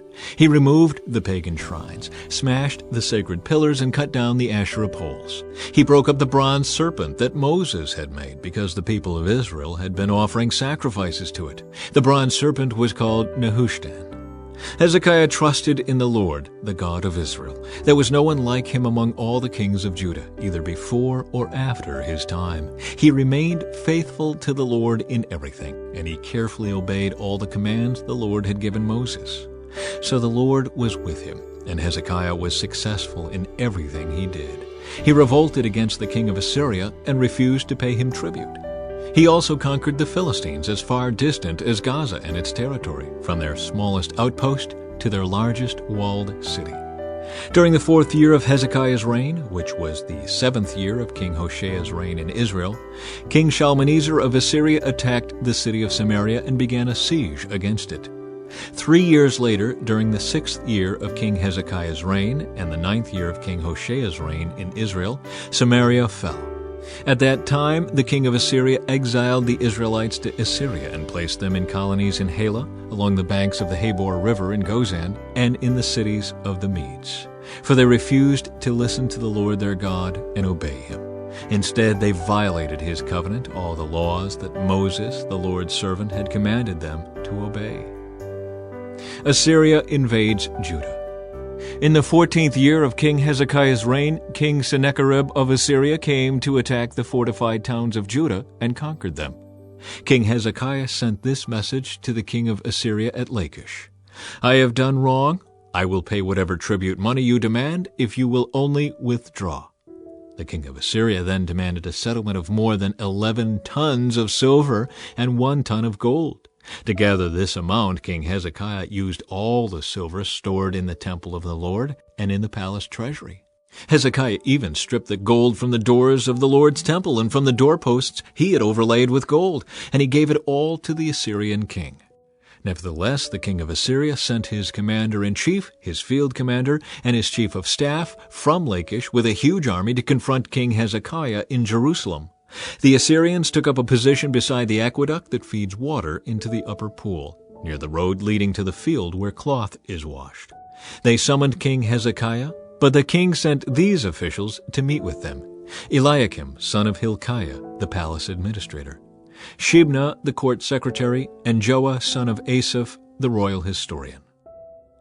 Sennacherib threatens Jerusalem. Then the Assyrian king's chief of staff told them to give this message to Hezekiah: "This is what the great king of Assyria says. What are you trusting in that makes you so confident? Do you think that mere words can substitute for military skill and strength? Who are you counting on that you have rebelled against me? On Egypt? If you lean on Egypt, it will be like a reed that splinters beneath your weight and pierces your hand. Pharaoh, the king of Egypt, is completely unreliable. But perhaps you will say to me, 'We are trusting in the Lord our God.' But isn't he the one who was insulted by Hezekiah?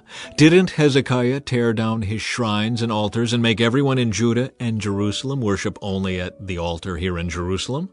I'll tell you what. Strike a bargain with my master, the king of Assyria. I will give you 2,000 horses if you can find that many men to ride on them. With your tiny army, how can you think of challenging even the weakest contingent of my master's troops, even with the help of Egypt's chariots and charioteers? What's more, do you think we have invaded your land without the Lord's direction? The Lord himself told us, 'Attack this land and destroy it.'" Then Eliakim, son of Hilkiah, Shebna, and Joah said to the Assyrian chief of staff, "Please speak to us in Aramaic, for we understand it well. Don't speak in Hebrew, for the people on the wall will hear." But Sennacherib's chief of staff replied, "Do you think my master sent this message only to you and your master? He wants all the people to hear it. For when we put this city under siege, they will suffer along with you. They will be so hungry and thirsty that they will eat their own dung and drink their own urine." Then the chief of staff stood and shouted in Hebrew to the people on the wall, "Listen to this message from the great king of Assyria. This is what the king says. Don't let Hezekiah deceive you. He will never be able to rescue you from my power. Don't let him fool you into trusting in the Lord by saying the Lord will surely rescue us. This city will never fall into the hands of the Assyrian king. Don't listen to Hezekiah. These are the terms the king of Assyria is offering. Make peace with me. Open the gates and come out. Then each of you can continue eating from your own grapevine and fig tree and drinking from your own well. Then I will arrange to take you to another land like this one, a land of grain and new wine, bread and vineyards, olive groves and honey. Choose life instead of death. Don't listen to Hezekiah when he tries to mislead you by saying, 'The Lord will rescue us.' Have the gods of any other nations ever saved their people from the king of Assyria? What happened to the gods of Hamath and Arpad? And what about the gods of Sepharvaim, Hena, and Ivah? Did any god rescue Samaria from my power? What God of any nation has ever been able to save its people from my power? So what makes you think that the Lord can rescue Jerusalem from me?" But the people were silent and did not utter a word, because Hezekiah had commanded them, "Do not answer him." Then Eliakim son of Hilkiah the palace administrator, Shebna the court secretary, and Joah son of Asaph the royal historian went back to Hezekiah. They tore their clothes in despair, and they went in to see the king and told him what the Assyrian chief of staff had said. Chapter 19. Hezekiah seeks the Lord's help. When King Hezekiah heard their report, he tore his clothes and put on burlap and went into the temple of the Lord. And he sent Eliakim the palace administrator, Shebna the court secretary, and the leading priests, all dressed in burlap, to the prophet Isaiah son of Amos. They told him, "This is what King Hezekiah says.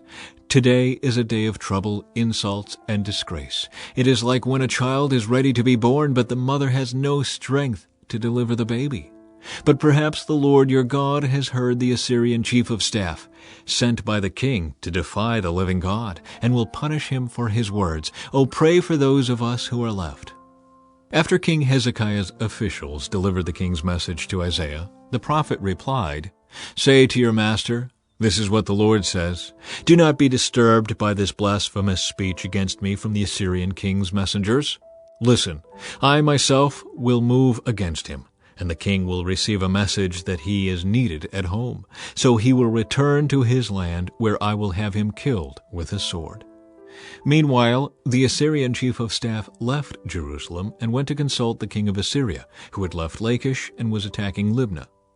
Soon afterward, King Sennacherib received word that King Turaka of Ethiopia was leading an army to fight against him. Before leaving to meet the attack, he sent messengers back to Hezekiah in Jerusalem with this message. "This message is for King Hezekiah of Judah. Don't let your God in whom you trust deceive you with promises that Jerusalem will not be captured by the king of Assyria. You know perfectly well what the kings of Assyria have done wherever they have gone. They have completely destroyed everyone who stood in their way. Why should you be any different? Have the gods of other nations rescued them? Such nations as Gozan, Haran, Rezeph, and the people of Eden who were in Tel Assar. My predecessors destroyed them all. What happened to the king of Hamath and the king of Arpad? What happened to the kings of Sepharvaim, Hena, and Ivah?" After Hezekiah received the letter from the messengers and read it, he went up to the Lord's temple and spread it out before the Lord. And Hezekiah prayed this prayer before the Lord.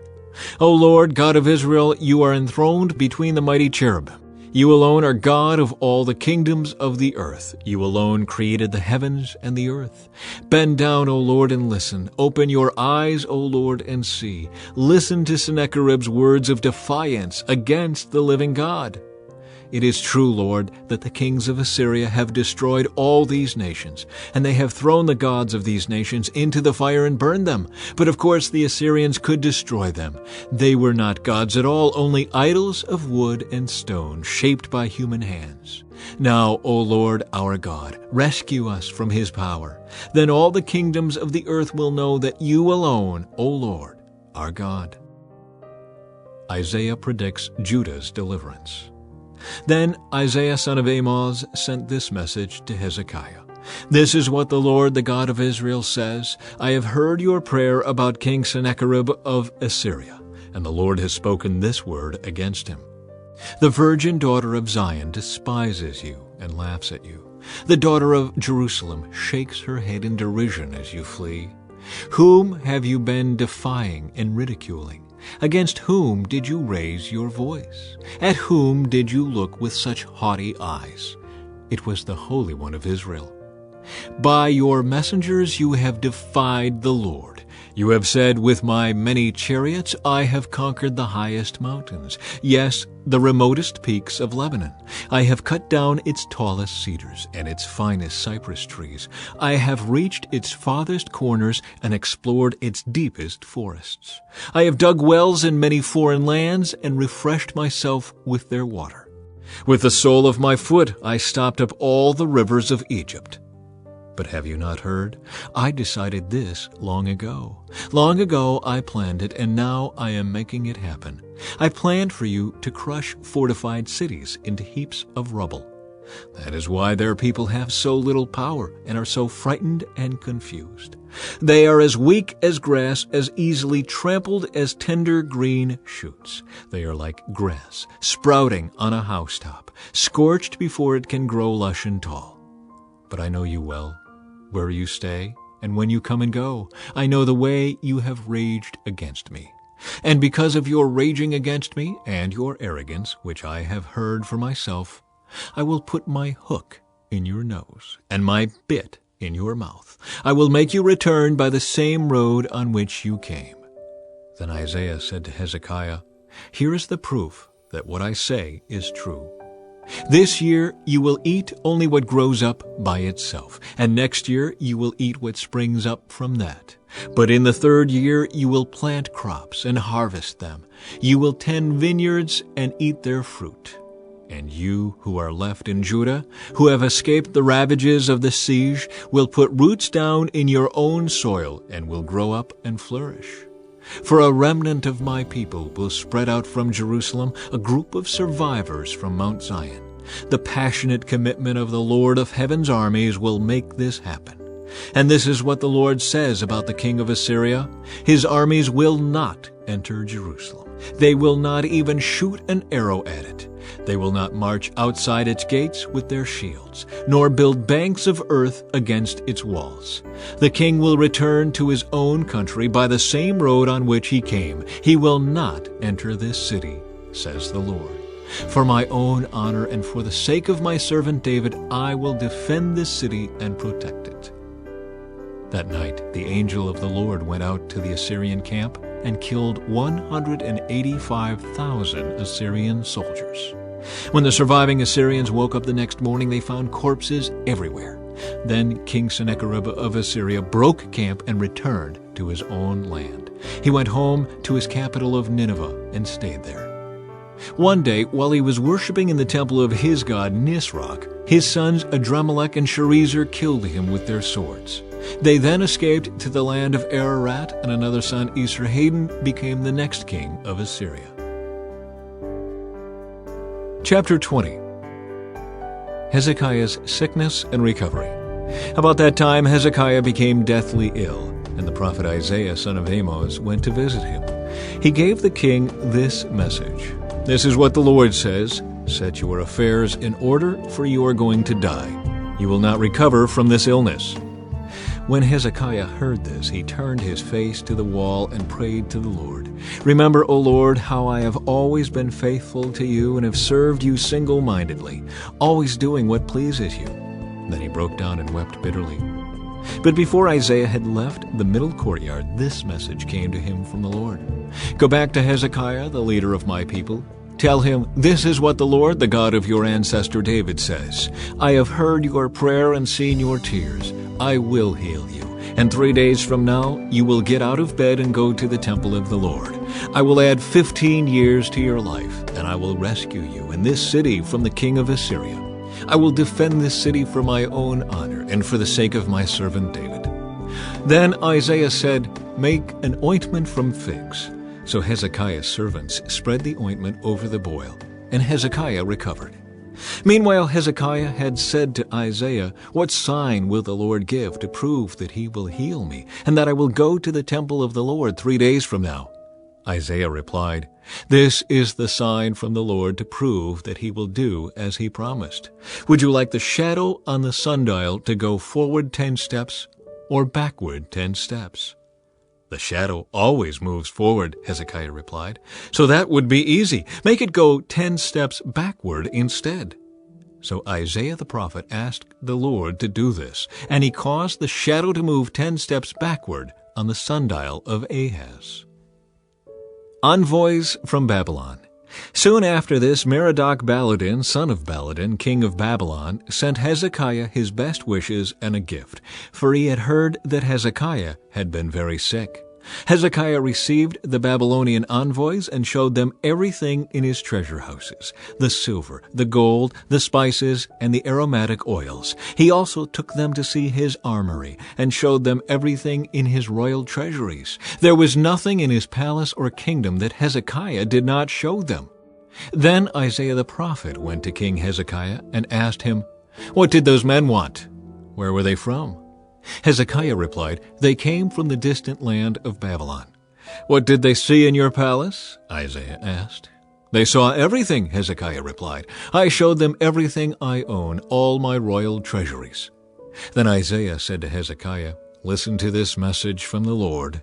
The time is coming when everything in your palace, all the treasures stored up by your ancestors until now, will be carried off to Babylon. Nothing will be left, says the Lord. Some of your very own sons will be taken away into exile. They will become eunuchs who will serve in the palace of Babylon's king."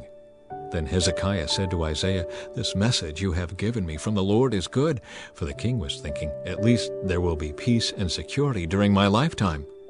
The rest of the events in Hezekiah's reign, including the extent of his power and how he built a pool and dug a tunnel to bring water into the city, are recorded in the book of the history of the kings of Judah. Hezekiah died, and his son Manasseh became the next king. Chapter 21. Manasseh rules in Judah. Manasseh was 12 years old when he became king, and he reigned in Jerusalem 55 years. His mother was Hephzibah.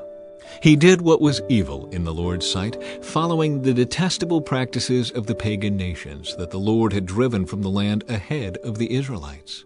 He rebuilt the pagan shrines his father Hezekiah had destroyed. He constructed altars for Baal and set up an Asherah pole, just as King Ahab of Israel had done. He also bowed before all the powers of the heavens and worshipped them. He built pagan altars in the temple of the Lord, the place where the Lord had said, "My name will remain in Jerusalem forever." He built these altars for all the powers of the heavens in both courtyards of the Lord's temple. Manasseh also sacrificed his own son in the fire. He practiced sorcery and divination, and he consulted with mediums and psychics. He did much that was evil in the Lord's sight, arousing his anger. Manasseh even made a carved image of Asherah and set it up in the temple, the very place where the Lord had told David and his son Solomon, "My name will be honored forever in this temple and in Jerusalem, the city I have chosen from among all the tribes of Israel. If the Israelites will be careful to obey my commands, all the laws my servant Moses gave them, I will not send them into exile from this land that I gave their ancestors." But the people refused to listen, and Manasseh led them to do even more evil than the pagan nations that the Lord had destroyed when the people of Israel entered the land. Then the Lord said through his servants the prophets, "King Manasseh of Judah has done many detestable things. He is even more wicked than the Amorites who lived in this land before Israel. He has caused the people of Judah to sin with his idols. So this is what the Lord, the God of Israel, says, I will bring such disaster on Jerusalem and Judah that the ears of those who hear about it will tingle with horror. I will judge Jerusalem by the same standard I used for Samaria and the same measure I used for the family of Ahab. I will wipe away the people of Jerusalem as one wipes a dish and turns it upside down. Then I will reject even the remnant of my own people who are left, and I will hand them over as plunder for their enemies. For they have done great evil in my sight and have angered me ever since their ancestors came out of Egypt." Manasseh also murdered many innocent people until Jerusalem was filled from one end to the other with innocent blood. This was in addition to the sin that he caused the people of Judah to commit, leading them to do evil in the Lord's sight. The rest of the events in Manasseh's reign and everything he did, including the sins he committed, are recorded in the book of the history of the kings of Judah. When Manasseh died, he was buried in the palace garden, the garden of Uzzah. Then his son Amon became the next king. Amon rules in Judah. Amon was 22 years old when he became king, and he reigned in Jerusalem 2 years. His mother was Meshullemeth, the daughter of Haruz from Jotbah. He did what was evil in the Lord's sight, just as his father Manasseh had done. He followed the example of his father, worshiping the same idols his father had worshipped. He abandoned the Lord, the God of his ancestors, and he refused to follow the Lord's ways. Then Ammon's own officials conspired against him and assassinated him in his palace. But the people of the land killed all those who had conspired against King Ammon, and they made his son Josiah the next king. The rest of the events in Ammon's reign and what he did are recorded in the book of the history of the kings of Judah. He was buried in his tomb in the garden of Uzzah. Then his son Josiah became the next king. Chapter 22. Josiah rules in Judah.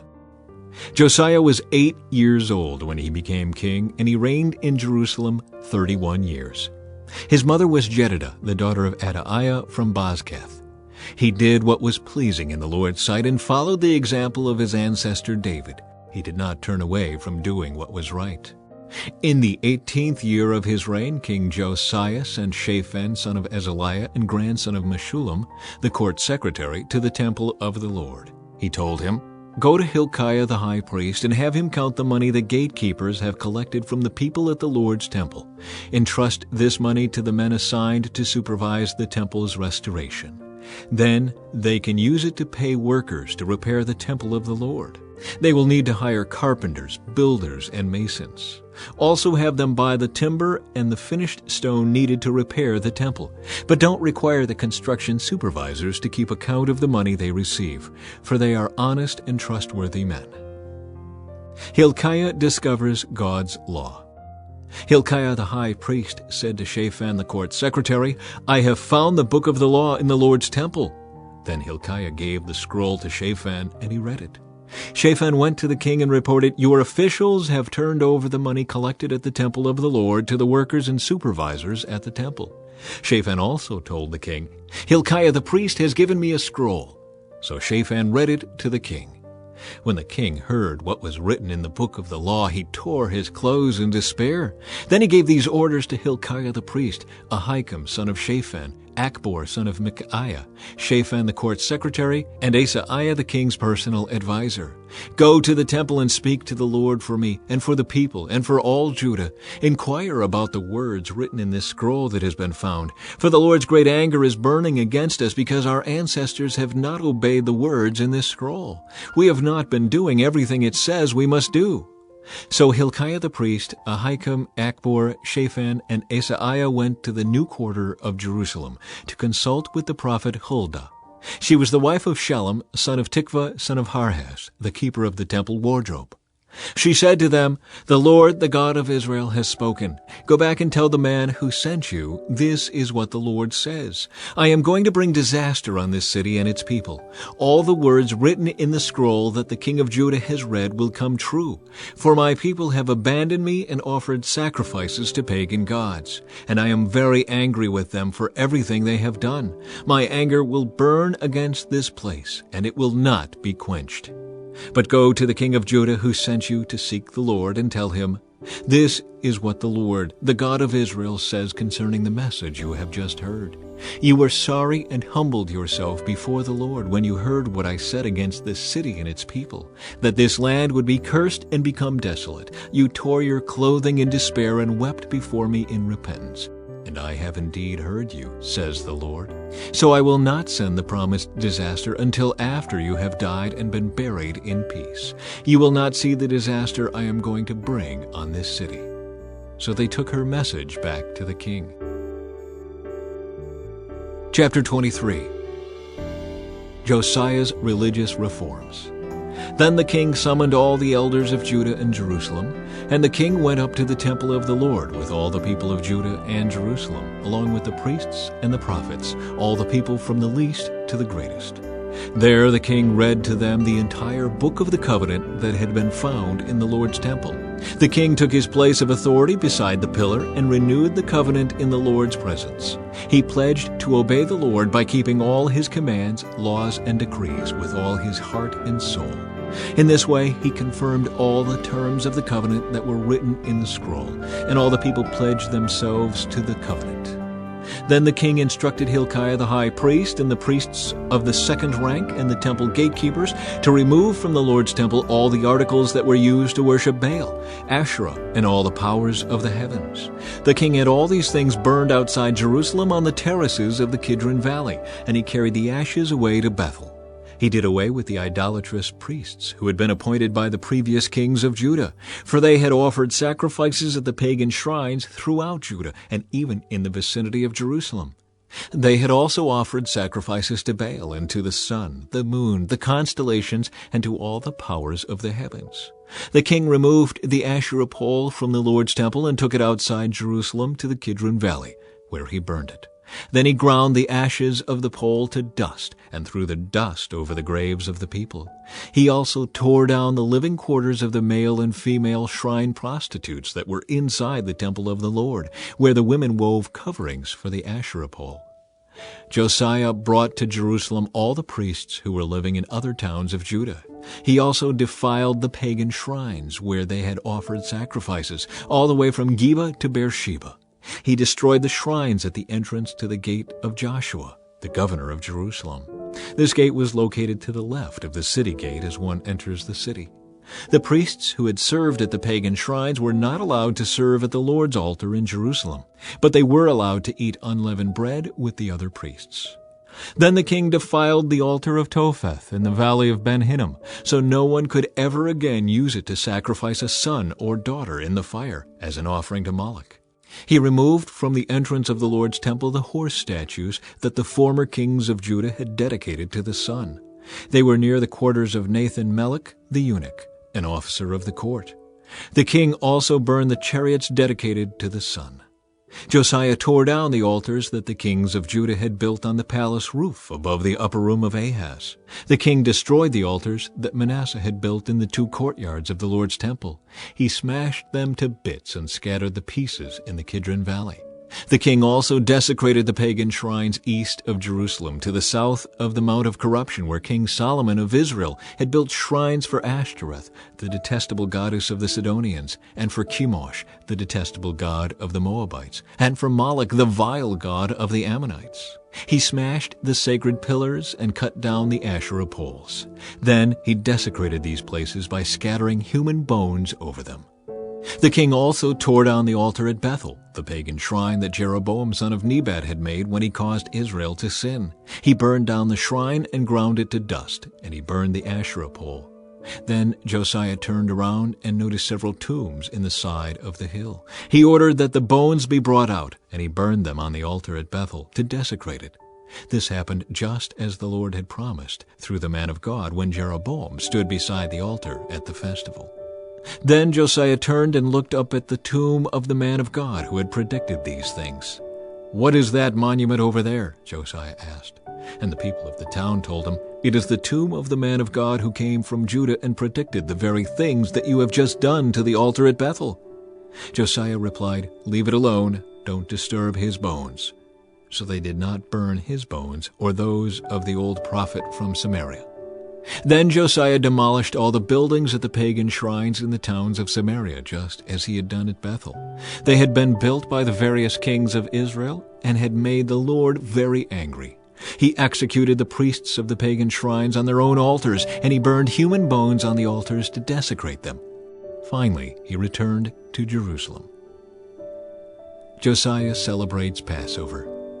King Josiah then issued this order to all the people: "You must celebrate the Passover to the Lord your God, as required in this book of the covenant." There had not been a Passover celebration like that since the time when the judges ruled in Israel, nor throughout all the years of the kings of Israel and Judah. This Passover was celebrated to the Lord in Jerusalem in the 18th year of King Josiah's reign. Josiah also got rid of the mediums and psychics, the household gods, the idols, and every other kind of detestable practice, both in Jerusalem and throughout the land of Judah. He did this in obedience to the laws written in the scroll that Hilkiah the priest had found in the Lord's temple. Never before had there been a king like Josiah, who turned to the Lord with all his heart and soul and strength, obeying all the laws of Moses, and there has never been a king like him since. Even so, the Lord was very angry with Judah because of all the wicked things Manasseh had done to provoke him. For the Lord said, I will also banish Judah from my presence, just as I have banished Israel. And I will reject my chosen city of Jerusalem and the temple where my name was to be honored. The rest of the events in Josiah's reign and all his deeds are recorded in the book of the history of the kings of Judah. While Josiah was king, Pharaoh Necho, king of Egypt, went to the Euphrates River to help the king of Assyria.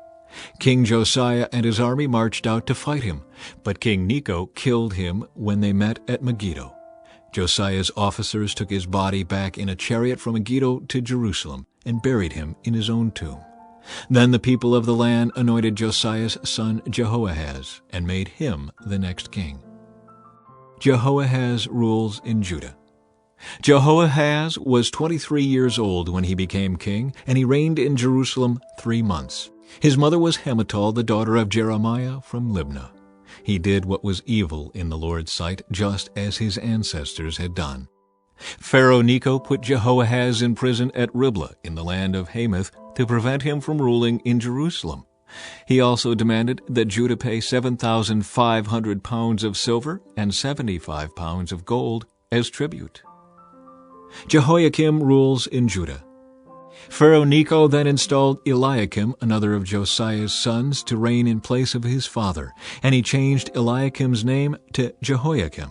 Jehoahaz was taken to Egypt as a prisoner, where he died. In order to get the silver and gold demanded as tribute by Pharaoh Necho, Jehoiakim collected a tax from the people of Judah, requiring them to pay in proportion to their wealth. Jehoiakim was 25 years old when he became king, and he reigned in Jerusalem 11 years. His mother was Zebidah, the daughter of Pedaiah from Rumah. He did what was evil in the Lord's sight, just as his ancestors had done. Chapter 24. During Jehoiakim's reign, King Nebuchadnezzar of Babylon invaded the land of Judah. Jehoiakim surrendered and paid him tribute for 3 years, but then rebelled. Then the Lord sent bands of Babylonian, Aramean, Moabite, and Ammonite raiders against Judah to destroy it, just as the Lord had promised through his prophets. These disasters happened to Judah because of the Lord's command. He had decided to banish Judah from his presence because of the many sins of Manasseh, who had filled Jerusalem with innocent blood. The Lord would not forgive this. The rest of the events in Jehoiakim's reign and all his deeds are recorded in the book of the history of the kings of Judah. When Jehoiakim died, his son Jehoiachin became the next king. The king of Egypt did not venture out of his country after that, for the king of Babylon captured the entire area formerly claimed by Egypt, from the brook of Egypt to the Euphrates River. Jehoiachin rules in Judah. Jehoiachin was 18 years old when he became king, and he reigned in Jerusalem 3 months. His mother was Nehushta, the daughter of Elnathan from Jerusalem. Jehoiachin did what was evil in the Lord's sight, just as his father had done. During Jehoiachin's reign, the officers of King Nebuchadnezzar of Babylon came up against Jerusalem and besieged it. Nebuchadnezzar himself arrived at the city during the siege. Then King Jehoiachin, along with the queen mother, his advisers, his commanders, and his officials, surrendered to the Babylonians. In the 8th year of Nebuchadnezzar's reign, he took Jehoiachin prisoner. As the Lord had said beforehand, Nebuchadnezzar carried away all the treasures from the Lord's temple and the royal palace. He stripped away all the gold objects that King Solomon of Israel had placed in the temple. King Nebuchadnezzar took all of Jerusalem captive, including all the commanders and the best of the soldiers, craftsmen, and artisans, 10,000 in all. Only the poorest people were left in the land. Nebuchadnezzar led King Jehoiachin away as a captive to Babylon, along with the queen mother, his wives, and officials, and all Jerusalem's elite. He also exiled 7,000 of the best troops and 1,000 craftsmen and artisans, all of whom were strong and fit for war. Then the king of Babylon installed Mattaniah, Jehoiachin's uncle, as the next king, and he changed Mattaniah's name to Zedekiah. Zedekiah rules in Judah. Zedekiah was 21 years old when he became king, and he reigned in Jerusalem 11 years. His mother was Hamutal, the daughter of Jeremiah from Libnah. But Zedekiah did what was evil in the Lord's sight, just as Jehoiakim had done. These things happened because of the Lord's anger against the people of Jerusalem and Judah, until he finally banished them from his presence and sent them into exile. The fall of Jerusalem. Zedekiah rebelled against the king of Babylon. Chapter 25. So on January 15, during the 9th year of Zedekiah's reign, King Nebuchadnezzar of Babylon led his entire army against Jerusalem. They surrounded the city and built siege ramps against its walls. Jerusalem was kept under siege until the 11th year of King Zedekiah's reign. By July 18, in the 11th year of Zedekiah's reign, the famine in the city had become very severe, and the last of the food was entirely gone. Then a section of the city wall was broken down, and all the soldiers fled. Since the city was surrounded by the Babylonians, they waited for nightfall. Then they slipped through the gate between the two walls behind the king's garden and headed toward the Jordan Valley. But the Babylonian troops chased the king and caught him on the plains of Jericho, for his men had all deserted him and scattered. They took him to the king of Babylon at Riblah, where they pronounced judgment upon Zedekiah. They made Zedekiah watch as they slaughtered his sons. Then they gouged out Zedekiah's eyes, bound him in bronze chains, and led him away to Babylon. The temple destroyed. On August 14 of that year, which was the 19th year of King Nebuchadnezzar's reign, Nebuzaradan, the captain of the guard and an official of the Babylonian king, arrived in Jerusalem. He burned down the temple of the Lord, the royal palace, and all the houses of Jerusalem. He destroyed all the important buildings in the city. Then he supervised the entire Babylonian army as they tore down the walls of Jerusalem on every side. Nebuzaradan, the captain of the guard, then took as exiles the rest of the people who remained in the city, the defectors who had declared their allegiance to the king of Babylon, and the rest of the population. But the captain of the guard allowed some of the poorest people to stay behind in Judah to care for the vineyards and fields. The Babylonians broke up the bronze pillars in front of the Lord's temple, the bronze water carts, and the great bronze basin called the sea, and they carried all the bronze away to Babylon. They also took all the ash buckets, shovels, lamp snuffers, dishes, and all the other bronze articles used for making sacrifices at the temple. Nebuzaradan, the captain of the guard, also took the incense burners and basins, and all the other articles made of pure gold or silver. The weight of the bronze from the two pillars, the sea, and the water carts was too great to be measured. These things had been made for the Lord's temple in the days of King Solomon. Each of the pillars was 27 feet tall. The bronze capital on top of each pillar was 7½ feet high and was decorated with a network of bronze pomegranates all the way around. Nebuzaradan, the captain of the guard, took with him as prisoners Seraiah the high priest, Zephaniah the priest of the second rank, and the 3 chief gatekeepers. And from among the people still hiding in the city, he took an officer who had been in charge of the Judean army, 5 of the king's personal advisors, the army commander's chief secretary, who was in charge of recruitment, and 60 other citizens. Nebuzaradan, the captain of the guard, took them all to the king of Babylon at Riblah, and there at Riblah in the land of Hamath, the king of Babylon had them all put to death. So the people of Judah were sent into exile from their land. Gedaliah governs in Judah. Then King Nebuchadnezzar appointed Gedaliah, son of Ahikam and grandson of Shaphan, as governor over the people he had left in Judah. When all the army commanders and their men learned that the king of Babylon had appointed Gedaliah as governor, they went to see him at Mizpah. These included Ishmael, son of Nethaniah, Johanan, son of Kareah, Seraiah, son of Tanumeth, the Netophathite, and Jezaniah, son of the Maacathite, and all their men. Gedaliah vowed to them that the Babylonian officials meant them no harm. Don't be afraid of them. Live in the land and serve the king of Babylon, and all will go well for you, he promised. But in mid-autumn of that year, Ishmael, son of Nethaniah, and grandson of Elishama, who was of the royal family, went to Mizpah with 10 men and killed Gedaliah. He also killed all the Judeans and Babylonians who were with Gedaliah at Mizpah. Then all the people of Judah, from the least to the greatest, as well as the army commanders, fled in panic to Egypt, for they were afraid of what the Babylonians would do to them. Hope for Israel's royal line. In the 37th year of the exile of King Jehoiachin of Judah, evil Merodach ascended to the Babylonian throne. He was kind to Jehoiachin and released him from prison on April 2 of that year. He spoke kindly to Jehoiachin and gave him a higher place than all the other exiled kings in Babylon. He supplied Jehoiachin with new clothes to replace his prison garb and allowed him to dine in the king's presence for the rest of his life. So the Babylonian king gave him a regular food allowance as long as he lived.